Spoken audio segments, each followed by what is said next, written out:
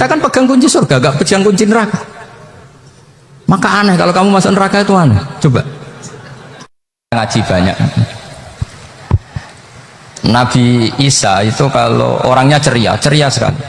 Pernah ditegur sama Nabi Yahya, mali aroka dohikan ka'annaka aminta min makrillah. Saya melihat kamu kok selalu senyum ceria, seakan-akan tidak ada adabnya Allah. Terus Nabi Isa balas ke Yahya, mali aroka abisan ka'annaka ayista min rahmatillah. Kamu kok merengut terus, koyo ning donya ora ana rahmat. Jadi kamu milih mana? Senyum terus apa merengut terus? Partainya hanya dua, Nabi Yahya sama Nabi Isa. Jadi khazanah itu banyak. Untuk melawan penyakit itu ketakutan itu bahaya, karena bisa mengganggu imunitas tubuh. Orang harus percaya diri, harus pede, meskipun harus hati-hati, tapi harus tetap pede. Dengan demikian imunitas tubuh kita terjaga. Jadi ya sudah seperti itu. Semua orang punya cara untuk menjaga diri masing-masing. Kemudian tentang Mbah Ahmad Siddiq, saya tahu banyak karena dulu saya masih ingat. Ini sekaligus ijazah pada cucu-cucunya. Kalau sama anaknya tidak berani saya. Sama cucu-cucunya. Saya masih ingat Mbah Ahmad Siddiq itu sangat loyal sama yang namanya negara. Kita tahu beliau adalah termasuk orang yang bintang ketika Muktamar Situbondo, ketika NU pertama kali nerima asas tunggal, yaitu Pancasila. Kayak apa ulama-ulama kita, ya mulai Mbah Ahmad Siddiq, Mbah Ali Maksum, Gus Dur, Mbah As'ad, semuanya lah, termasuk Mbah Mun, semuanya loyal sama negara, sehingga NU menerima asas tunggal. Itu saya masih ingat karena bapak dulu perwakilan dari NU cabang Lasem. Beliau pernah ngundang Mbah Ahmad Siddiq di sini. Zaman itu zaman Pak D. Dzufar ikut ngundang ke sini, bapak saya. Itu saya menangi beliau ngisi pengajian di hallnya buyut saya, Mbah Umar bin Arabi. Jadi saya ini zuriatnya Mbah Umar bin Arabi, sama dengan keluarganya Ki Hamid Pasuruan. Itu beliau cerita bahwa kemenangan Islam itu tidak harus kita yang menang kangelan. Kadang Allah bikin orang lain yang kangelan, kita yang ikut menang. Jadi dulu kata beliau, banyak ulama ketika kita diserang Jepang, saya masih ingat, saya karena pas itu ikut ke Lasem, karena saya santri sarang, Mbah Mun ngisi di Lasem, saya ikut di Lasem karena saya masih keluarga. Itu ulama-ulama itu mimpi dibacakan ayat ghulibatir rum fi adnal ardi wa hum mim ba'di ghalabihim sayaghlibun fi bid'i sinin lillahil amru min qablu wa min ba'du wa yawma idzi yafrahul mu'minun.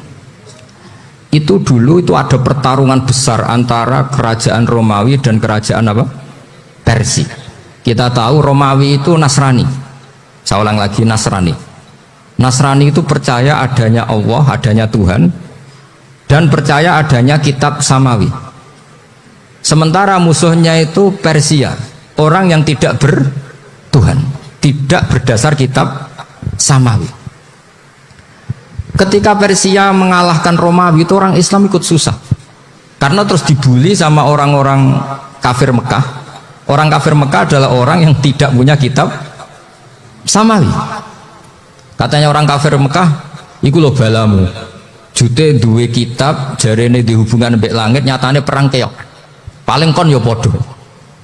Jadi ada analogi bahwa kalahnya orang Nasrani itu dianggap simbol kekalahan orang yang bertautan atau berhubungan dengan langit. Akhirnya orang Islam susah. Saking susahnya orang Islam sampai Abu Bakar itu tanya, ya Rasulullah, lalu orang Romawi menang itu kapan?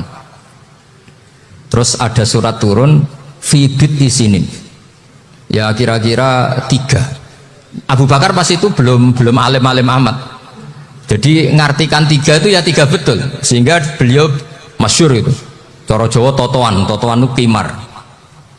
Pokoknya nanti Romawi pasti menang 3 tahun lagi. Akhirnya ketika datang itu taruhannya dengan 10 unta. Datang ke Rasulullah, Nabi menjelaskan, "Lunda, bid'u itu mabena salas ilatis itu 3-9. Kamu jangan bilang 3. Ya sudah, taruhannya ditambah sampai 100 unta. Tapi pembuktiannya enggak 3 tahun, tapi nunggu 9 tahun. Aman, jangan tanya, berarti dulu pernah taruhan halal. zaman sebelum ngaji saya sampean sudah sering taruhan, jadi jangan jangan nyalahkan saya. Nanti itu ada ilmunya, namanya nasah apa? Mansukh. Dan taruhannya Abu Bakar tidak kayak sampean. Taruhan yang sangat-sangat demi Islam, bukan demi khadun nafsi. Betul. Ketika tahun ke-7 orang Islam itu menang. Gila ya, tahun 9 itu umat Islam menang. Menangnya umat Islam mengalahkan musyrik Mekah itu di Badar. Romawi mengalahkan apa? Persia. Gara-gara Romawi mengalahkan Persia itu cara berpikir orang itu rubah. Ternyata langit itu ada, kekuatan langit itu ada. Sehingga meskipun akhirnya orang Kristen bilang ada Trinitas, terus mereka keliru dalam mengartikan Isa, tapi ada sekian nabi yang mereka sebut dan mereka hormati. Ada sekian kesamaan. Sehingga dalam Islam, saya ulang lagi, dalam Islam, andai kan disuruh milih orang komunis sama orang Nasrani, Islam tentu sama-sama kerjasama, milih sama yang Nasrani, karena ini ahli kitab, kerjasama loh, bukan milih menjadi Nasrani. Nanti kalian salah paham, senangannya terus bully. Itu semangatnya pasti hasad. Nah, terus lalu relevansinya dengan Indonesia gimana? Wa yauma idzi yafrahul mu'minun. Ketika orang Romawi yang punya kitab samawi mengalahkan Persia yang tidak punya kitab samawi, itu orang Islam ikut bunga, ikut gembira. Itu semua kiai banyak yang mimpi seperti itu. Ini cerita Pak Ahmad Siddiq. Saya dengarin itu. Ternyata betul. Jepang itu nggak dikalahkan Indonesia. Jepang, Hiroshima dan Nagasaki dibom oleh apa? Sekutu. Akhirnya Jepang pulang. Pas Jepang pulang, Indonesia merdeka. Itu dulu kiai-kiai sudah nakwil bahwa menangnya Indonesia itu tidak harus mengalahkan penjajah. Pokoknya nanti penjajah ada yang mengalahkan. Jadi orang Islam zaman itu tidak bisa mengalahkan Persia. Yang mengalahkan itu Romawi. Tapi orang Islam ikut gembira. Itu sebenarnya wa yauma idzi yafrahul mu'minun binasrillah. Jadi orang itu cara berpikir Quran itu beda. Sehingga saya ini cerita ke cucu-cucu Mbah Siddiq karena ya nasabnya sama sampai saya, karena sama-sama sampai Mbah Sambu. Bedanya keluarga saya lewat Mbah Abdul Azim, kalau yang keluarga sini lewat namanya Mbah Yusuf. Itu saudara sama Mbah Abdul Azim, sama-sama sampai Mbah Sambu. Tapi keinginan saya tentu bukan sekedar silaturahim gagah-gagahan diceluk Gus. Celuk Gus repot. Nak ora alim ra pantes. Nak beling ra pantes. Salam templek 1.000 jaluk swarga. Dengan kok mentalan yang 1.000 jaluk. Kamu nginep di hotel 100.000 itu tidak cukup, apalagi untuk bayar apa? Surga. Itu nggak sopan sekali. 1 juta ya nggak bisa itu, 100 juta juga nggak jelas juga. Terus sampean mendingan nggak usah salam template, malah nggak mungkin masuk surga kalau. Jadi dulu yang namanya zuriyah, sampean tenang saja, nasab sampean tidak kalah dengan kita, karena nanti setelah di kuburan itu gus-gus itu nggak penting. Semua kalau ditanya bapak kamu siapa, jawabannya siapa? Nabi Ibrahim. Sudah parmin parlan hilang semua, sudah aman pokoknya nanti, karena kalau nanti ditanya malaikat bapak kamu siapa, jawabnya Nabi siapa? Ibrahim. Makanya saya itu pemuja Allah yang serius. Sampean ya pemuja Allah, tapi kan kadang kurang alim. Saya ini pemuja Allah serius. Saya itu kalau ngaji, ya ngaji biasa belajar, itu sering nangis, nangis seneng. Misalnya saya baca tadi, Miftahul Jannah la ilaha illallah, kunci kok dikasihkan. Kita ini masuk neraka gak pantas, enggak bawa kuncinya kok masuk gitu. Harusnya kita ini masuk surga, kita kan pegang kunci surga, gak pegang kunci neraka. Maka aneh kalau kamu masuk neraka, itu aneh. Coba kita pegang kunci surga apa kunci neraka? Tapi kadang teman saya soal rokok anu kunci ini. Karena tidak ada pintunya.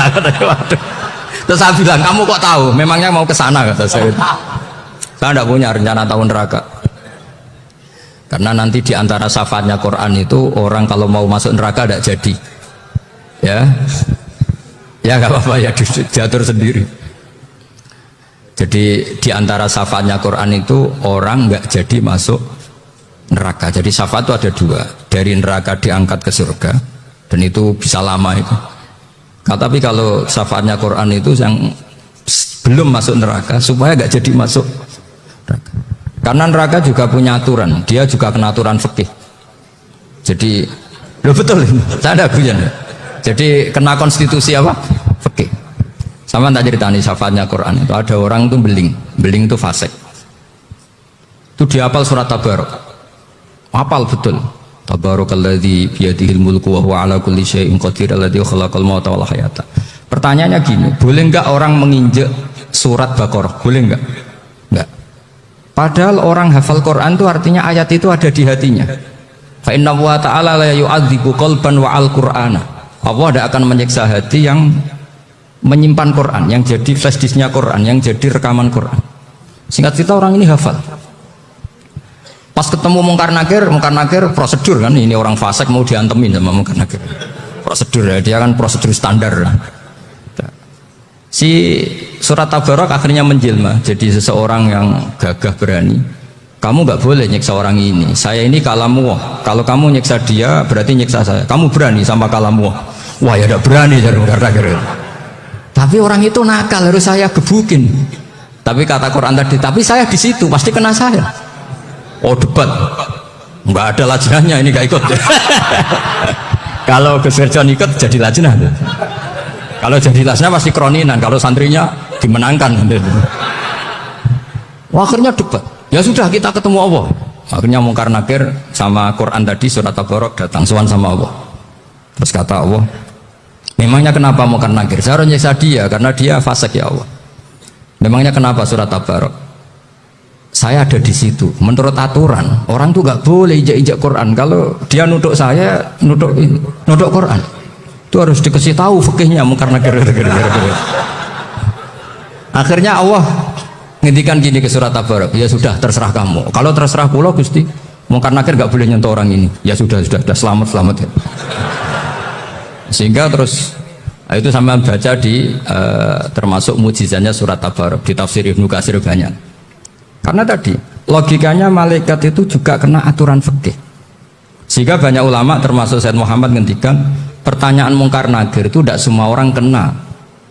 Kalau semua orang kena nanti kalau tanya Nabi Muhammad, waman nabiyuka? Kacau kan jawabnya. Nabi kamu siapa? Lu saya ini nabi. Ya kan? Lah nanti kalau pas ketemu Nabi Ibrahim, waman abuka? Jadi repot kan? Makanya ada kiai yang guyon kalau ditanya marebuka, saya ini guru tauhid sembrono. Saya ini ngajar Umul Barohin, kamu tanya marebuka. Masyhur itu keramatnya Imam Malik itu. Ada Ashabu Malik, rajulun min ashabi Malik. Beliau ditanya Mungkar Nakir marebuka manabiuka. Imam Malik datang, ini seumur-umurnya itu ngajar tauhid. Kamu bedai enggak sopan kamu. Dan kita berharap barokah sampean ngaji nanti itu. Yes. Malaikat itu anak sungkane gitu. Jadi itu. Dan saya meskipun guyon itu serius. Bedanya orang alim sama ndak itu di situ. Kalau orang alim itu guyon itu masih benar, masih serius. Coba saya bacakan ayatnya. Ala inna auliya Allahi la khaufun alaihim wa lahum yahzanun. Terus lahumul busyra fil hayatid dunya fil akhirah. Artinya kalau Mungkar Nakir dengan penampilan garang gitu, berarti ada ketakutan apa enggak? Ada. Padahal ciri utama walinya Allah tidak ada ketakutan. Makanya itu termasuk dalilnya Sayyid Muhammad, tidak semua orang alami seperti itu karena wali-wali itu la khaufun alaihim wa lahum yahzanun. Wah anak kiai ketemu karena kerja buat tidur wedek. Iku dreseke ora kok pertanyaan itu, nek konan santri piye? Lho isen wis kiai dihanjuti Mungkar Nakir. Malu gak kira-kira? Mesti pelengahan konan santri piye? Nak jawabannya gampang karena pernah ngajar tauhid. Makanya Sayyidina Ali ini cerita ini ada di kitab Nurul Dolam, sama di kitab Nurul Dolam karangannya Syekh Nawawi Banten. Itu Sayyidina Ali itu ya, andekan orang biasa mungkin ya agak-agak hasut, tapi ini wali gak boleh kamu katakan. Dia itu mangkal sama Umar. Orang kok setiap orang pernah dibentak, apa dia berani bentak Mungkar Nakir? Penasaran. Bagaimana kerengnya Umar itu berlanjut enggak gitu kira-kira. Akhirnya minta, ya Allah saya minta kasyaf. Ya karena yang minta Sayyidina Ali karena mau wajah dituruti sama kasyaf. Dilihat Sayyidina Umar pas meninggal itu. Jadi hasud itu ya kadang penting asal baik. Loh betul bahasa Kanjeng Nabi kadang la hasada illa fisnaten. Itu Nabi bahasakan ya hasad. Gus Wirjon saja yang nafsirkan ghobtoh itu kan gaya-gayanan sebagai ulama. Aslinya Nabi ngendikannya itu la hasada illa fisnaten. ulama yang ganti itu namanya ghobtoh. Wong Nabi sendiri nyebut hasad, kok kamu tafsiri ghobtoh. Ya hasad ya hasad. Udah, ada usah ditawil-tawil, pokoknya gitu. Kalau sama nggak percaya nggak apa-apa. Kok gitu aja kok repot. Karena sama nggak percaya kemungkinannya dua. Satu nggak ngerti. Dua sama-sama alim. Kan dari awal kalau sama-sama alim kan laisali alimin ayuqallida aliman akhor. Kita nggak perlu saling mengikuti. Ngapain hasud? Biasa aja. Akhirnya Sidina Ali kasar. Pas Umar bangun, setelah mati kan bangun, setelah meninggal bangun. Mungkar Nakir datang dengan perangai yang sangat garang. Itu digambarkan Sidina Ali, matanya itu kal kidril ghali, kayak apa, kendil yang apa, menganga. Wah, seru. Sidina Ali senang, paling takut ini Umar. Senangnya bukan main, wah ini mesti takut Umar. Biasa. Ternyata enggak, Umar malah bangkit. Woi, Mungkar Nakir deh. Kamu tahu menghadapi siapa?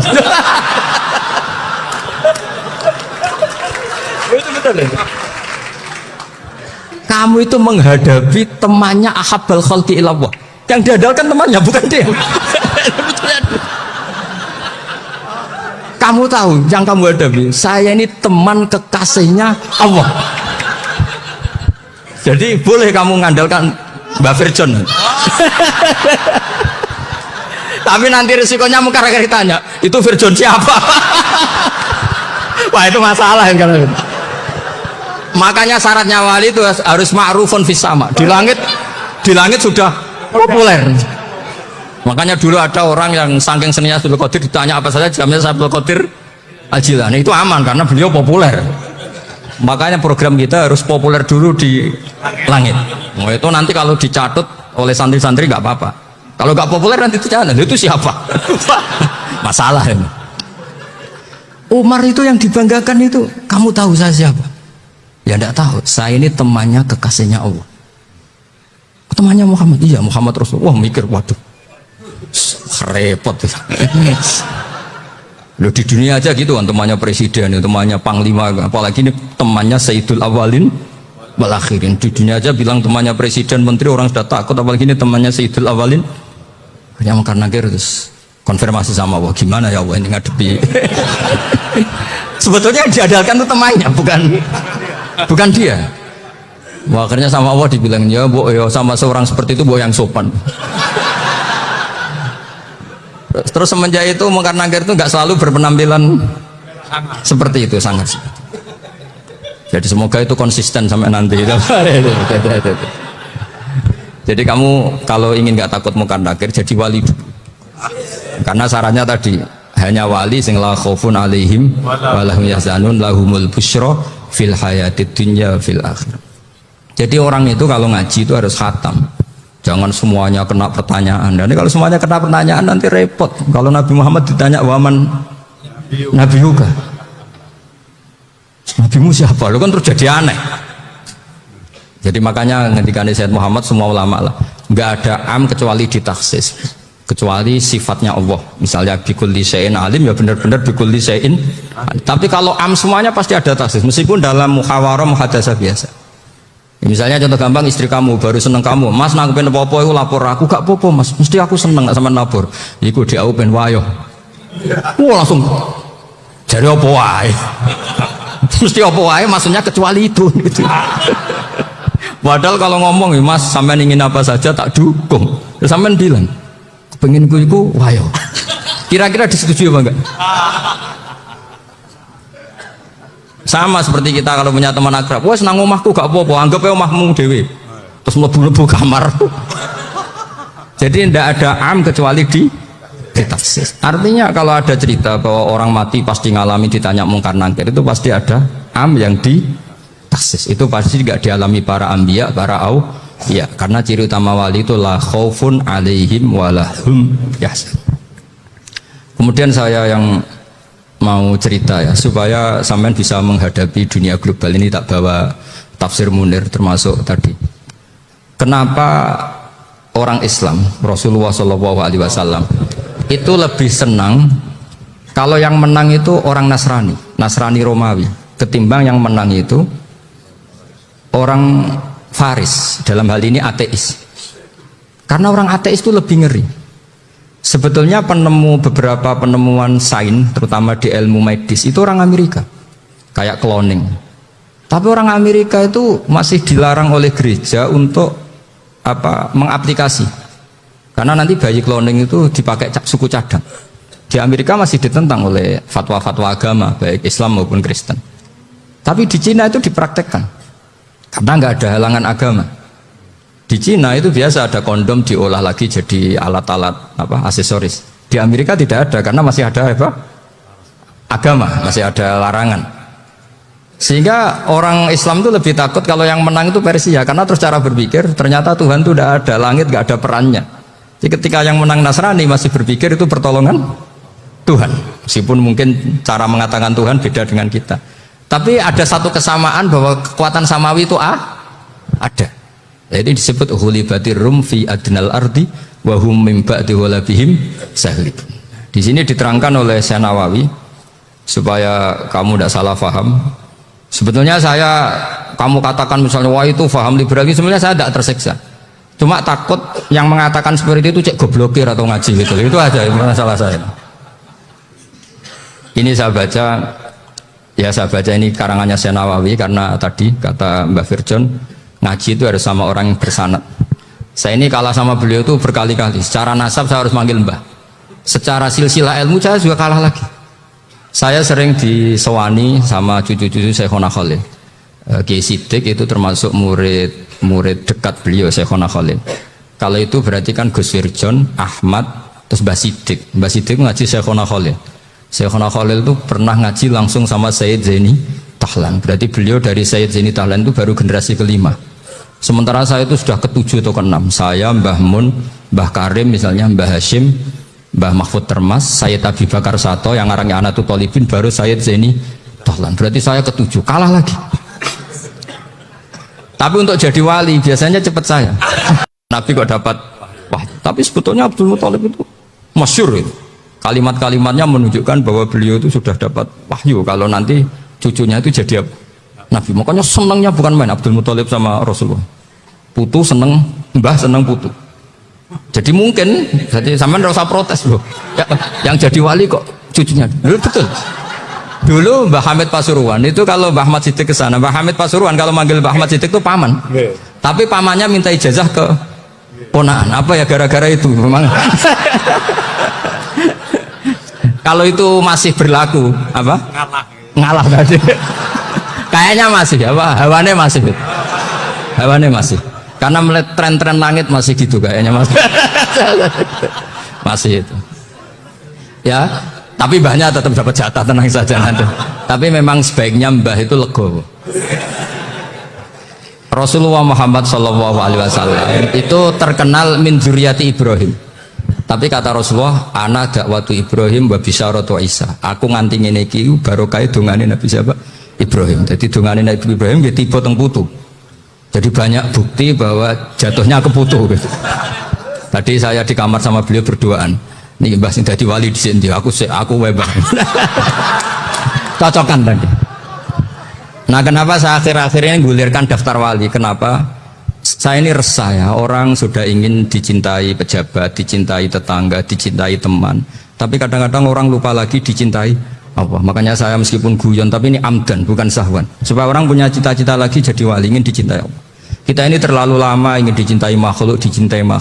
Boyau naik kelas sedikit. Ingin dicintai Allah Subhanahu wa Ta'ala. Meskipun saya guyon, tapi tadi guyon saya tuh lebih serius ketimbang serius Anda. Karena tak pikir saya tuh kalau pergi itu seneng ngebis, bukan karena saya tidak punya mobil, tapi saya sering mau butuh itu supaya nggak diganggu. Karena saya tuh harus punya waktu sendiri. Kalau ngebis kan ketemu orang nggak kenal, tapi sekarang ya agak susah, banyak yang kenal. Dan susahnya lagi nggak minta ijazah, minta foto. Terong wepet tuh. Mau dibenci itu umatnya Rasulullah Shallallahu Alaihi Wasallam. Mau disetujui itu sanatnya mana? Kalau ketemu orang alim minta apa? Foto. Itu nggak ada sanatnya.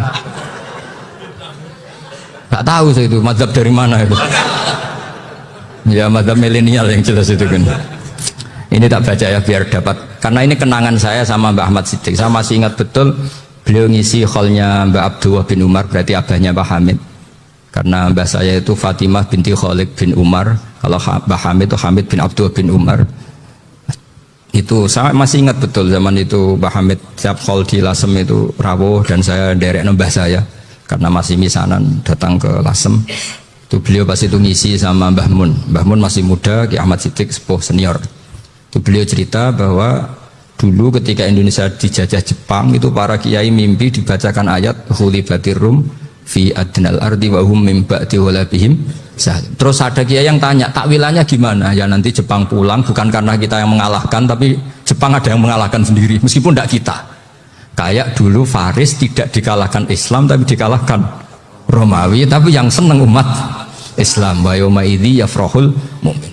Itu luar biasa ulama-ulama kita. Delalah kejadiannya Indonesia seperti itu. Yaitu kita tidak mengalahkan Jepang, tapi Jepang pulang sendiri karena dikalahkan apa? Sekutu. Ya ini saya baca. Ini tidak usah dicek bacanya benar apa enggak. Sudah aman apa? Aman. Karena kalau saya salah itu ya sengaja. Artinya ya sengaja saja. Ya biasa maksudnya. Saya kemarin ngisi di Pondok Peloso, di Pondok Al Munawir Jogja. Salah itu ada dua, ada salah yang memang benar-benar salah. Ya itu nggak apa-apa, bisa dimakfu. Karena mesti sange wong goblok salah yang terus itu. Ada salah bawaan ilmu, itu repot tuh dadaninnya. Karena misalnya kita yang biasa belajar qiraah safah wa yahsibuhu, mesti diulang lagi wa yahsabuhu. Karena qiraahnya Imam Asim itu hasibah yahsabu bi fathis sin. Sementara kita kalau ngaji kitab kulino yahsibu. Sehingga kita-kita yang biasa belajar safah itu kalau baca kitab itu kayak orang bingung. Kadang-kadang yang ngaji juga bingung. Gus Pak mau cok bulan pelin. Ya tepat-tepatan. Ada yang mengatakan Gus Pak bingung, ada yang mengatakan Gus Pak alim alama. Ya tepat-tepatan nasib tadi. Karena memang ya safah memang seperti itu. Misalnya kufuan. Kufuan itu Imam Asim baca kufuan. Tapi beliau punya murid namanya Syu'bah. Itu kalau baca kuf'an. Makanya kita itu, ini kan khataman Quran ya. Jadi saya menyinggung sedikit tentang qiraah safah. Tadi beliau juga sudah tak kasih kitab saya Hifdzuna Lihadal Mushaf. Sama tak ajari latihan safah. Memang angel ya. Makanya yang nggak bisa itu wong pinter. Sudah tahu angel ya nggak usah diteruskan kan. Orang menghindari barang angel itu pinter apa goblok? Pinter. Berarti wong goblok pinter. Saya tuh makanya sama orang goblok tuh respect. Jadi orang alim tuh angel apa gampang? Angel. Menghindari barang angel pinter apa goblok? Loh, orang menghindari barang angel pinter apa goblok? Pinter. Berarti wong goblok pinter. Jadi saya sama orang-orang goblok itu respect. Sudah tahu jadi orang alim angel ya barang angel ya harus dihindari. Makanya saya ini insya Allah umatnya Nabi yang termasuk yang terbaik. Amin. Karena mencintai umatnya Nabi termasuk yang goblok. Waduh. Itu tidak gampang itu. Karena tadi sudah tahu ya. Seperti itu loh orang naik panjat pinang. Itu yang naik karena ingin hadiah. Yang nonton sudah tahu, wah licin kok dinaikin mau keplotok ya. Tapi orang sepakat yang nonton juga pinter karena sudah tahu ribet kok. Tuku yang pasar akan naik lah apa mana. Sama juga gitu. Ngalim tafsir angel, ngalim fikih angel. Nanti akarek ngaji ngerekam kan gampang. Itu pinter apa goblok? Pinter. Iya. Makanya kalau ini mau buruh ngono tok. Saya tadi dinasihati Mbak Firjon, muga-muga hati saya selamat. Saya itu meskipun kata orang banyak, muhibin saya banyak, tapi saya insya Allah tidak riak. Saya itu pakai kitab namanya Tasbidul Fuad, itu karangannya Sayyid Abdul Al-Haddad. Ketika beliau punya muhibin banyak ditanya, bagaimana ya Habib Anda menjaga hati Anda? Jamnya Sayyid Abdul Al-Haddad itu unik. Innama azzamu Allah. Mereka itu sebenarnya menghormati Allah. Cuma butuh sarana, dan itu saya. Jadi saya tahu sama semua itu mencintai Quran, mencintai sunnah Rasul, mencintai hadis-hadis Rasul. Cuma sampean kan karena nggak paham, terus manfaatkan saya. Jadi sebenarnya saya ini korban. Korban. Jadi saya mau riak di mana? Korban kok mau. Bangganya di mana tuh? Coba sampean misalnya ngaji tafsir, belajar sendiri kan susah. Terkibnya susah, maknanya susah. Bahkan beli kitabnya kadang nggak kuat. Untuk jadi alim tafsir itu kan harus beli kitab. Ya, saya sering belajar kitab itu jutaan. Tafsir Tobari, saya pernah beli kitab Fakhrur Razi itu berapa coba? 27 jilid. Karangannya Fakhrur Belum karangannya ulama modern, Imam Sa'rawi. Itu berapa jilid? Itu jutaan. Saya kemarin juga dihadiahi kitab Pak Quraish Shihab namanya Faidul Bari fi Syarhil Bukhari. Pak Quraish Shihab yang terkenal. Dia sering diskusi sama saya. Saya ngasih hadiah beliau ngasih hadiah saya. Oh itu harganya nggak kuat. Tidak kuat kadang di Indonesia nggak ada coba. Dan sama orang hebat menghindari kesulitan itu. Nah kesulitan itu, sekesbak ngaji ikut, kalau nggak paham dirukuk rekamannya sudah gitu. Pinter mana sampean nambah saya? Pinter sampean kan? Bikin sosis susah, beli aja kok repot banget. Nah, makanya nggak boleh orang bilang, wah aku goblok reso tafsir, aku wong pinter. Makanya nanti kalau saya ketemu Nabi tidak termasuk orang yang mentahkir orang Islam. Kafa bil mari isman ayah kira akhahul muslim. Jadi cukup orang itu dosa kalau menyepelekan orang Islam, termasuk darani sampean goblok itu dosa. Caranya enggak darani goblok ya tadi di logika tadi. Alim itu angel. Nggih dari angel itu pinter. Berarti wong bodoh. Pinter ya sudah gitu. Tapi tetap bodoh. Tapi ini satu cara untuk saya respect gitu. Coba orang yang ngaji tafsir saya banyak, mungkin ribuan. Itu sebetulnya mencintai Quran. Karena Quran adalah kitab suci yang panduannya umat Islam. Sangat mencintai Quran. Terus kemudian mereka nggak paham. Terus mencari orang yang memahamkan. Burohno lah cara jawabannya. Terus keren saya itu di mana coba? Lah terus mereka kurang ajarnya gini. Kalau paham itu ya alhamdulillah paham. Weh nak ngaji Gus Bae ngono tok. Tapi orang paham, orang jalan akal ya. Mari Gus Bae nerangno cepet mulane gak paham. Orang kok nyalano teke sing lelet tuh. Oh itu kan Masya Allah, naudzubillah. Sebetulnya tingkat kurang ajarnya tinggi tuh sebenarnya. Jadi kalau nggak paham itu kadang nggak nyalahno uteke. Kayak mau misalnya, mau mari mikir aja jelas. Padahal misalnya jelas orang mesti paham, bodoh ya. Paham ya? Jadi kata Sayyid Abdul Haddad, innama azzamu Allah. Sebenarnya mereka itu sangat menghormati Allah. Makanya kita nggak perlu mengatakan wasilah itu kafir, nggak akan. Karena orang tawasul sama Rasulullah itu ingin dapat ridhonya Allah lewat orang yang dicintai Allah. Kita mencintai wali sebenarnya, wah itu kekasih Allah. Kita mencintai itu karena mencintai Allah. Sama seperti gini, kamu mencintai kangkung apa enggak? Sebenarnya sama sekali enggak. Tapi kamu ingin sehat, ada asupan gizi. Kamu ingin tubuh kamu sehat, butuh asupan gizi. Kemudian kamu makan kangkung. Apa terus kamu cinta kangkung? Kan enggak. Cinta kesehatan kamu sama. Orang yang mencintai saya ingin kepuasan rohani. Saya kan termasuk kiai yang torekonya gampang. Ini swarga kan akhirnya penggemarnya banyak. Coba kalau kamu ini rokok. Jadi sebetulnya Anda mencintai kepuasan Anda sendiri. Nah, saya ini korban. Makanya untuk masuk surga cepat saya. Korban itu cepat. Da'watul mazlum la turaddu. Laisa bainahu wa bainallah hijab. Jadi saya kalau dongo langsung seret langit. Karena mazlum. Saya sinau tafsir, coba sampean bayangkan ada tafsir itu sudah 27 jilid. Sekarang Fakhrul Razi itu bulatnya bukan main. Karena dia ahli filsafat. Bulatnya Masya Allah. Sudah gitu sinau Jalalain kadang dikomen oleh Sawi. Sudah kita percaya Jalalain dibuli Sawi. Percaya Sawi dikandani, oh itu Maliki rasa ribet. Sudah gitu sinau Qurtubi, sinau tafsir Tobari itu susahnya. Belinya susah, belajarnya susah. Padahal saya punya keluarga, punya istri, punya anak. Bayangkan kalau istri saya rewel, gak istri sampean. Wah itu, tapi alhamdulillah enggak. Sama sekali enggak. Allah sudah milihkan, wah ini bahaya kalau punya istri rewel. Imam Sibawai itu kitabnya banyak, tapi yang terbukukan hanya kitab Abu Sibawai. Karena beliau kalau sudah belajar lupa istri. Hanya pas beliau di pasar, kitabnya dibakar semua sama istrinya. Karena dianggap saingannya. Ternyata yang dicerai tidak kitabnya, malah istrinya. Itu Imam siapa? Sifat. Tapi alhamdulillah kitab saya nggak terbakar, aman. Saya teruskan ya. Jadi untuk menjaga ria dilatih innama azzamu Allah. Sebenarnya mereka itu menghormati. Sehingga wasail itu sebenarnya nggak pernah jadi subjek pelaku utama, enggak. Tetap Allah. Sebab itu kata Sayyid Muhammad, kamu kok mengatakan wasilah itu kafir itu gimana? Ketika innallaha qad ba'atsa lakum taluta malika. Talut itu ya manusia. PD-nya itu apa? Inna ayata mulkihi ayyatiyakumut tabut fihi sakinatum mir rabbikum wa baqiyatum mimma taraka alu Musa wa alu Harun tahmiluhul malaikah. Jadi beliau pede itu kalau bawa sunduk semacam peti sakti, sing di situ ada baqiyatum mimma taraka alu Musa wa alu Harun tahmiluhul malaikah.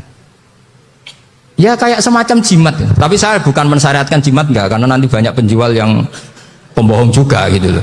Cuma cerita, kamu tidak usah mengatakan kafir. Dulu Tolut PD-nya kalau bawa sunduk semacam peti kesaktian yang di situ ada baqiyatum mimma taraka alu Musa wa alu Harun tahmiluhul malaika. Sehingga Khalid bin Walid meskipun beliau sahabat dan menyaksikan wajah Rasulullah sallallahu alaihi wasallam, itu bawa sya'aratun min sya'aratihi Rasulullah sallallahu alaihi wasallam, bawa rambutnya Nabi.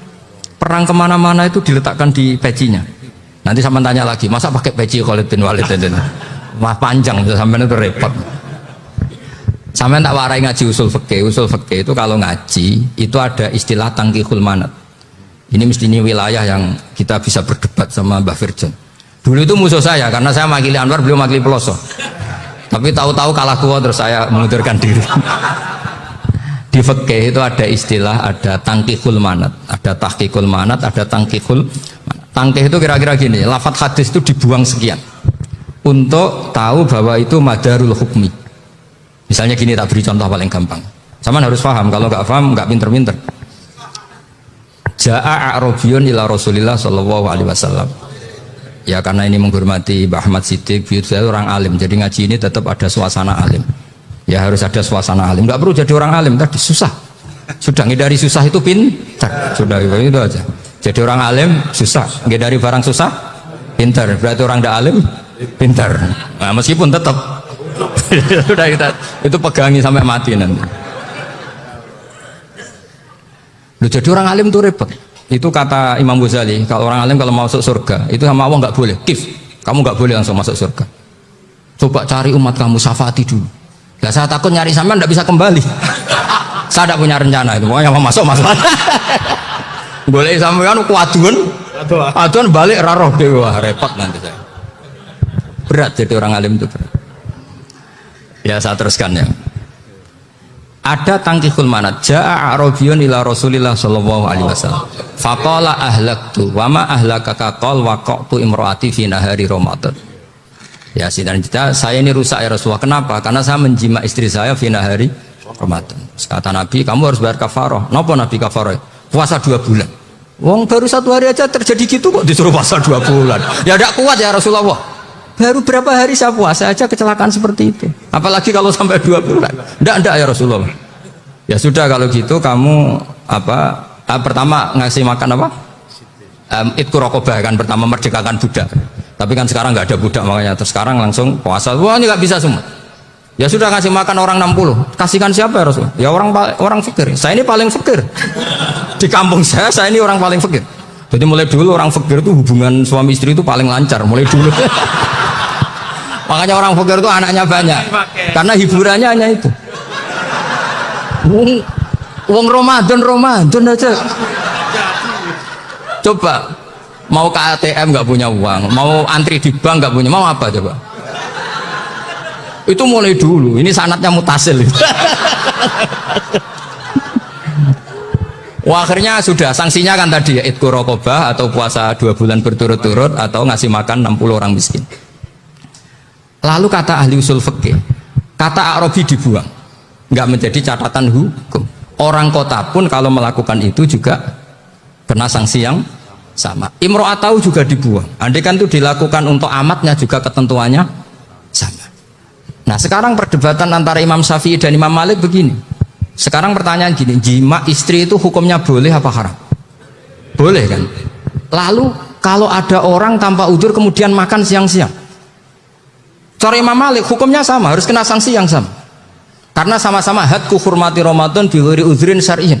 Sama-sama merusak hukum Ramadan tanpa udzur syar'. Lu jima itu tidak zina. Kan hukumnya jaiz. Nah, sekarang makan hukumnya jaiz, harusnya juga kena ketentuan yang sama. Cara pikirannya Imam Malik. Nah, alhamdulillah Imam Syafi'i gak setuju. Wah, cara setuju repot. Bahkan orang-orang Syafi'i sudah punya khilaf, kalau gitu minum dulu. Iya, biar tidak kena. Iya, biar iftarnya pakai minum. Setelah minum baru jima kan. Ya. Ini sudah menyiapkan khilafnya. Itu ini khas Syafi'i ini, bongso ngerekayasa hukum. Nanti bisa belajar jauh cara ngakali hukum. Makanya guyonan yang masyhur Gus Dur itu gitu. Ada seorang kiai atau Gus lah, ya punya salah, namanya manusia kan punya salah, entah cangkruk entah apa, pokoknya punya salah. Ada wartawan yang ngiranya semua kiai itu orang suci, sehingga tanya sama Gus Dur, Gus itu ada kiai kok, ya pokoknya salah lagi. Tapi jangan bayangkan dosa besar, enggak, kecil-kecil aja. Itu gimana itu? Padahal kiai kan orang suci. Jawabnya Gus Dur lucu. Ya justru yang boleh salah itu para kiai. Kalau kamu nggak boleh. Loh, kok bisa Gus? Karena mereka tahu caranya tobat. Repot. Kalau kamu nggak tahu caranya. Sama pelanggaran hukum itu ya harus pakar-pakar hukum. Itu yang tahu caranya rekayasa. Kalau kamu ya kena pasal kan ya. Jadi kamu jangan niru saya ini punya sekian cara untuk kembali. Nah, itu namanya khilah. Makanya kata Sayyid Muhammad, kamu tidak usah anti khilah. Karena Abu Hanifah itu membolehkan khilah, kitabul khiyal. Yang penting kamu soleh dulu. Setelah soleh nanti Allah maklumi. Soleh dulu, syaratnya soleh dulu. Kalau tidak soleh jangan. Contohnya gini, ada orang mau puasa lemes sekali, mau makan. Gampang, kalau langsung makan kan kayak hatku hormati Ramadan biwari udrin sarian. Aku langsung mau jembera sowan Mbah Firjon. Sudah status saya Pak musafir. Nah, sudah berangkat aja sampai Tuban makan. Nanti kalau nggak jadi ya nggak apa-apa sudah. Kan mulai pergi sudah musafir. Saya tidak tahu nanti malaikat tertarik bebuki nggak tahu. Tapi itu ada khilafnya asal soleh. Karena kata Sayyid Muhammad dan semua kitab mengatakan itu. Kalau sama nggak tahu ya kebablasan. Nabi Ayub, yang nabi yang terkenal Gudiken itu siapa? Ayub ya. Itu yang Israiliyatnya akan seru. Gudiken dikukur bek kreweng itu terlalu lah kalau itu. Untuk kreweng konti ning arep ora ono kreweng itu sudah masalah itu. Singkat cerita, Nabi Ayub ketika diasingkan kaumnya itu kan nggak punya sumber makanan. Lah orang lelaki itu mulai dulu egois. Istrinya Nabi Ayub itu cantik sekali, udah cantik, rambutnya bagus. Makanya kamu nggak usah tanya kenapa istrinya Kiai banyak yang cantik. Ya, nah warasatul anbiya, nggak boleh mungkin.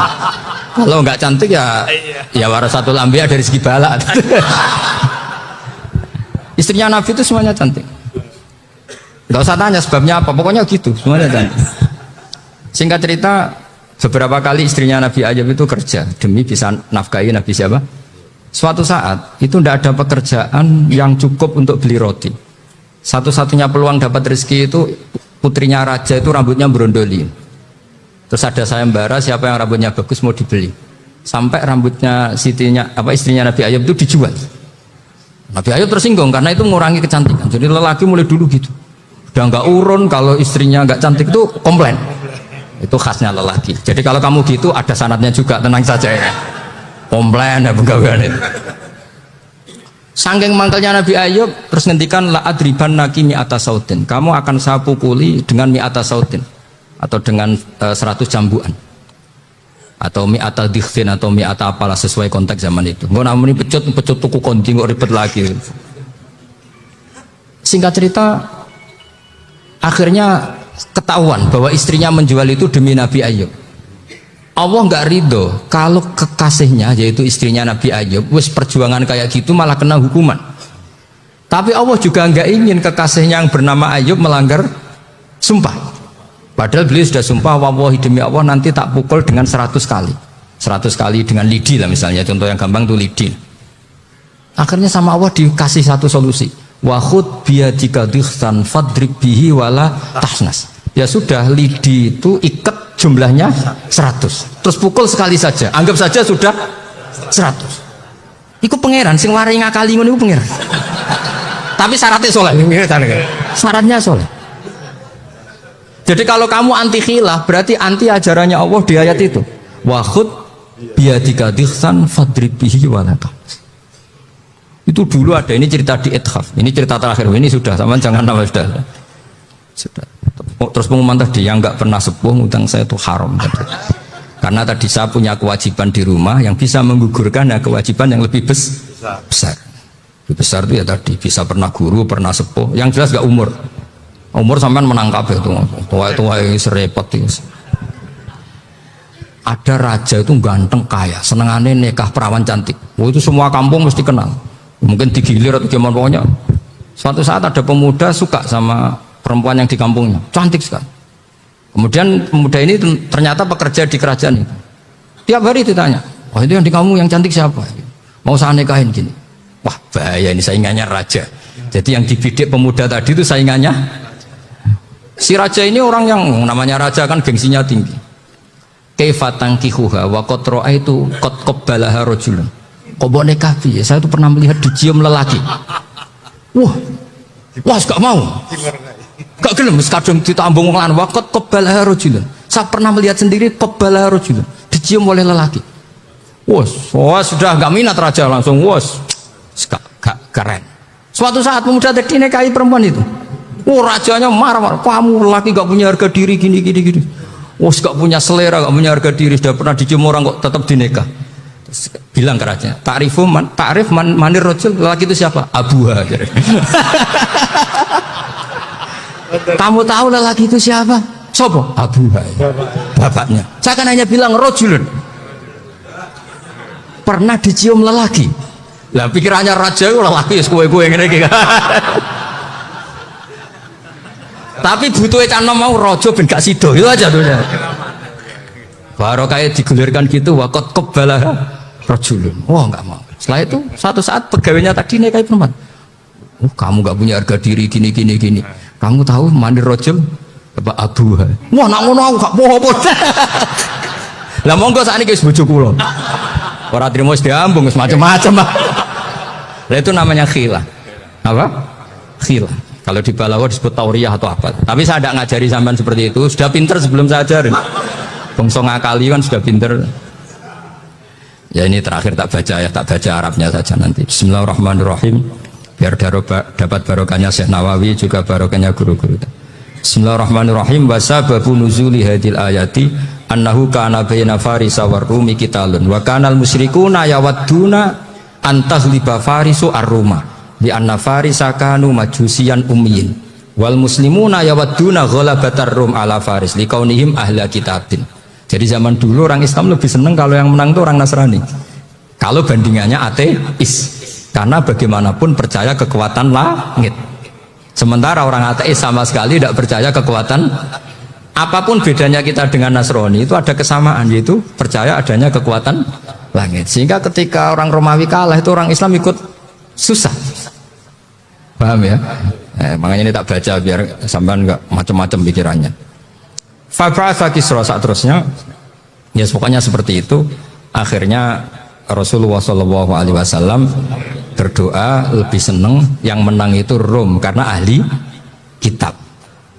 Artinya apa? Kemenangan ahli kitab adalah kemenangan makhluk atau hamba Allah yang mentautkan kekuatan kita di bumi dengan kekuatan langit. Makanya saya berharap selain kita ikhtiar medis, kita harus memperbanyak istighfar. Bagaimanapun semua itu dari Allah Subhanahu wa ta'ala. Kita menghormati negara dengan ikhtiarnya, tapi saya mohon sekali kita juga istighfar, karena semua itu juga ditentukan oleh Allah, oleh langit. Ya, saya kira demikian. Assalamualaikum warahmatullahi wabarakatuh.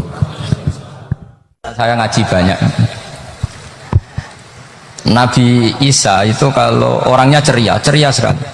Pernah ditegur sama Nabi Yahya, mali aroka dohikan ka'annaka amin tamin makrillah. Saya melihat kamu kok selalu senyum ceria, seakan-akan tidak ada adabnya Allah. Terus Nabi Isa balas ke Yahya, mali aroka abisan ka'annaka ayistamin rahmatillah. Kamu kok merengut terus koyo ning donya ora ono rahmat. Jadi kamu milih mana? Senyum terus apa merengut terus? Partainya hanya dua, Nabi Yahya sama Nabi Isa. Jadi khazanah itu banyak. Untuk melawan penyakit itu ketakutan itu bahaya, karena bisa mengganggu imunitas tubuh. Orang harus percaya diri, harus pede. Meskipun harus hati-hati, tapi harus tetap pede. Dengan demikian imunitas tubuh kita terjaga. Jadi ya sudah seperti itu. Semua orang punya cara untuk menjaga diri masing-masing. Kemudian tentang Mbah Ahmad Siddiq, saya tahu banyak karena dulu Sama ingat, ini sekaligus ijazah pada cucu-cucunya. Kalau sama anaknya tidak berani ya. Sama cucu-cucunya. Sama ingat, Mbah Ahmad Siddiq itu sangat loyal sama yang namanya negara. Kita tahu beliau adalah termasuk orang yang bintang ketika Muktamar Situbondo, ketika NU pertama kali nerima asas tunggal yaitu Pancasila. Kayak apa ulama-ulama kita? Ya mulai Mbah Ahmad Siddiq, Mbah Ali Maksum, Gus Dur, Mbah As'ad semuanya lah, termasuk Mbah Mun, semuanya loyal sama negara sehingga NU menerima asas tunggal. Itu sama ingat karena Bapak dulu perwakilan dari NU cabang Lasem. Beliau pernah ngundang Mbah Ahmad Siddiq di sini zaman itu zaman Pak Dzufar ikut ngundang ke sini bapak saya. Itu saya menangi beliau ngisi pengajian di hallnya buyut saya Mbah Umar bin Arabi. Jadi saya ini zuriyahnya Mbah Umar bin Arabi sama dengan keluarganya Ki Hamid Pasuruan. Itu beliau cerita bahwa kemenangan Islam itu tidak harus kita yang menang kangelan. Kadang Allah bikin orang lain yang kangelan, kita yang ikut menang. Jadi dulu kata beliau banyak ulama ketika kita diserang Jepang. Sama ingat, saya karena pas itu ikut ke Lasem karena saya santri sarang, Mbah Mun ngisi di Lasem, saya ikut di Lasem karena saya masih keluarga. Itu ulama-ulama itu mimpi dibacakan ayat ghulibatir rum fi adnal ardi wa hum mim ba'di ghalabihim sayaghlibun fi bid'i sinin lillahil amru min qablu wa min ba'du wa yawma idzi yafrahul mu'minun. Itu dulu itu ada pertarungan besar antara kerajaan Romawi dan kerajaan Persia. Kita tahu Romawi itu Nasrani. Saya ulang lagi, Nasrani. Nasrani itu percaya adanya Allah, adanya Tuhan, dan percaya adanya kitab samawi. Sementara musuhnya itu Persia, orang yang tidak bertuhan, tidak berdasar kitab samawi. Ketika Persia mengalahkan Romawi itu orang Islam ikut susah karena terus dibully sama orang-orang kafir Mekah. Orang kafir Mekah adalah orang yang tidak punya kitab samawi. Katanya orang kafir Mekah iku lho balamu jute duwe kitab jarene dihubungan mbek langit, nyatane perang keok paling kon yo podo. Jadi ada analogi bahwa kalahnya orang Nasrani itu dianggap simbol kekalahan orang yang bertautan atau berhubungan dengan langit. Akhirnya orang Islam susah. Saking susahnya orang Islam sampai Abu Bakar itu tanya, ya Rasulullah, lalu orang Romawi menang itu kapan? Terus ada surat turun fi bid'i sinin. Ya kira-kira 3. Abu Bakar pas itu belum alim-alim amat. Jadi ngartikan 3 itu ya 3 betul. Sehingga beliau masyhur itu. Cara Jawa totoan itu kimar. Pokoknya nanti Romawi pasti menang 3 tahun lagi. Akhirnya ketika datang itu taruhannya dengan 10 unta. Datang ke Rasulullah, Nabi menjelaskan, "Lunda. Bid'u itu mabena salas ilatis itu 3 sampai 9. Kamu jangan bilang 3. Ya sudah, taruhannya ditambah. Taruhannya ditambah sampai 100 unta. Tapi pembuktiannya enggak 3 tahun tapi nunggu 9 tahun. Sampean jangan tanya, berarti dulu pernah taruhan halal. Zaman sebelum ngaji saya sampean sudah sering taruhan, jadi jangan nyalahkan saya. Nanti itu ada ilmunya, namanya nasah mansukh. Dan taruhannya Abu Bakar tidak kayak sampean. Taruhan yang sangat-sangat demi Islam, bukan demi khadun nafsi. Betul. Ketika tahun ke-7 orang Islam itu menang. Gila ya, tahun 9 itu umat Islam menang. Menangnya umat Islam mengalahkan musyrik Mekah itu di Badar. Romawi mengalahkan apa? Persia. Gara-gara Romawi mengalahkan Persia itu cara berpikir orang itu rubah. Ternyata langit itu ada, kekuatan langit itu ada. Sehingga meskipun akhirnya orang Kristen bilang ada Trinitas, terus mereka keliru dalam mengartikan Isa, tapi ada sekian nabi yang mereka sebut dan mereka hormati. Ada sekian kesamaan. Sehingga dalam Islam, saya ulang lagi, dalam Islam, andai kan disuruh milih orang komunis sama orang Nasrani, Islam tentu sama-sama kerjasama, milih sama yang Nasrani, karena ini ahli kitab, kerjasama loh, bukan milih menjadi Nasrani. Nanti kalian salah paham, senangannya terus bully. Itu semangatnya pasti hasad. Nah, terus lalu relevansinya dengan Indonesia gimana?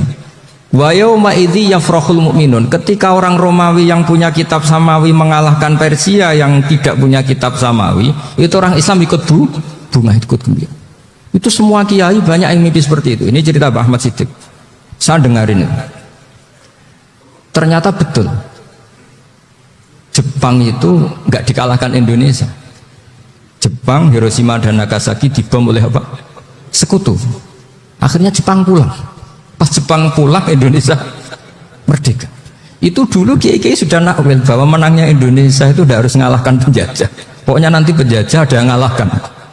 Jadi orang Islam zaman itu tidak bisa mengalahkan Persia. Yang mengalahkan itu Romawi. Tapi orang Islam ikut gembira.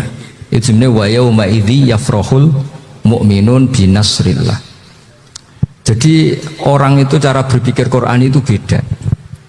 Sehingga saya ini cerita ke cucu-cucu Mbah Siddiq karena ya nasabnya sama sampai saya, karena sama-sama sampai Mbah Sambu. Bedanya keluarga saya lewat Mbah Abdul Azim, kalau yang keluarga sini lewat namanya Mbah Yusuf. Itu saudara sama Mbah Abdul Azim, sama-sama sampai Mbah Sambu. Tapi keinginan saya tentu bukan sekedar silaturahim gagah-gagahan diceluk Gus. Celuk Gus repot. Nak ora alim ra pantes. Nak beling ra pantes. Salam templek 1.000 jaluk swarga. Aduh. Kan kok mentalan yang 1.000 jaluk. Kamu nginep di hotel 100.000 itu tidak cukup, apalagi untuk bayar apa? Surga. Itu nggak sopan sekali. 1 juta ya nggak bisa itu, 100 juta juga nggak jelas juga. Terus sampai mendingan nggak usah salam template. Malah nggak mungkin masuk surga kalau. Jadi dulu yang namanya zuriyah, sampean tenang saja, nasab sampean tidak kalah dengan kita, karena nanti setelah di kuburan itu gus-gus itu nggak penting. Semua kalau ditanya bapak kamu siapa, jawabannya siapa? Nabi Ibrahim. Sudah parmin parlan hilang semua, sudah aman pokoknya nanti, karena kalau nanti ditanya malaikat bapak kamu siapa, jawabnya Nabi siapa? Ibrahim. Makanya saya tuh pemuja Allah yang serius. Sampean ya pemuja Allah, tapi kan kadang kurang alim. Saya ini pemuja Allah serius. Saya tuh kalau ngaji, ya ngaji biasa belajar, tuh sering nangis, nangis seneng. Misalnya saya baca tadi, Miftahul Jannah la ilaha illallah, kunci kok dikasihkan. Kita ini masuk neraka gak pantas, enggak bawa kuncinya kok masuk. Harusnya kita ini masuk surga, kita kan pegang kunci surga, gak pegang kunci neraka. Maka aneh kalau kamu masuk neraka itu aneh. Coba kita pegang kunci surga apa kunci neraka? Tapi kadang teman saya soal neraka ora ono kuncinya. Karena tidak ada pintunya. Terus saya bilang, kamu kok tahu? Memangnya mau ke sana, kata saya. Saya tidak punya rencana tahun neraka. Jadi orang itu kalau ngaji itu harus khatam. Jangan semuanya kena pertanyaan. Dan kalau semuanya kena pertanyaan nanti repot. Kalau Nabi Muhammad ditanya waman Nabi juga. Nabimu siapa? Lu kan terus jadi aneh. Jadi makanya ketika Sayyid Muhammad semua ulama lah, nggak ada am kecuali ditaksis, kecuali sifatnya Allah. Misalnya bikulli syai'in alim, ya benar-benar bikulli syai'in. Tapi kalau am semuanya pasti ada taksis, meskipun dalam muhawarah muhadasah biasa. Ya, misalnya contoh gampang, istri kamu baru seneng kamu, mas nanggepin apa-apa itu lapor aku, gak apa-apa mas, mesti aku seneng gak sama lapor. Iku di aku ben wayo. Langsung jadi apa wae. Mesti apa wae, maksudnya kecuali itu gitu. Padahal kalau ngomong ya mas sampean ingin apa saja tak dukung. Terus sampean bilang kepengin ku iku wayo.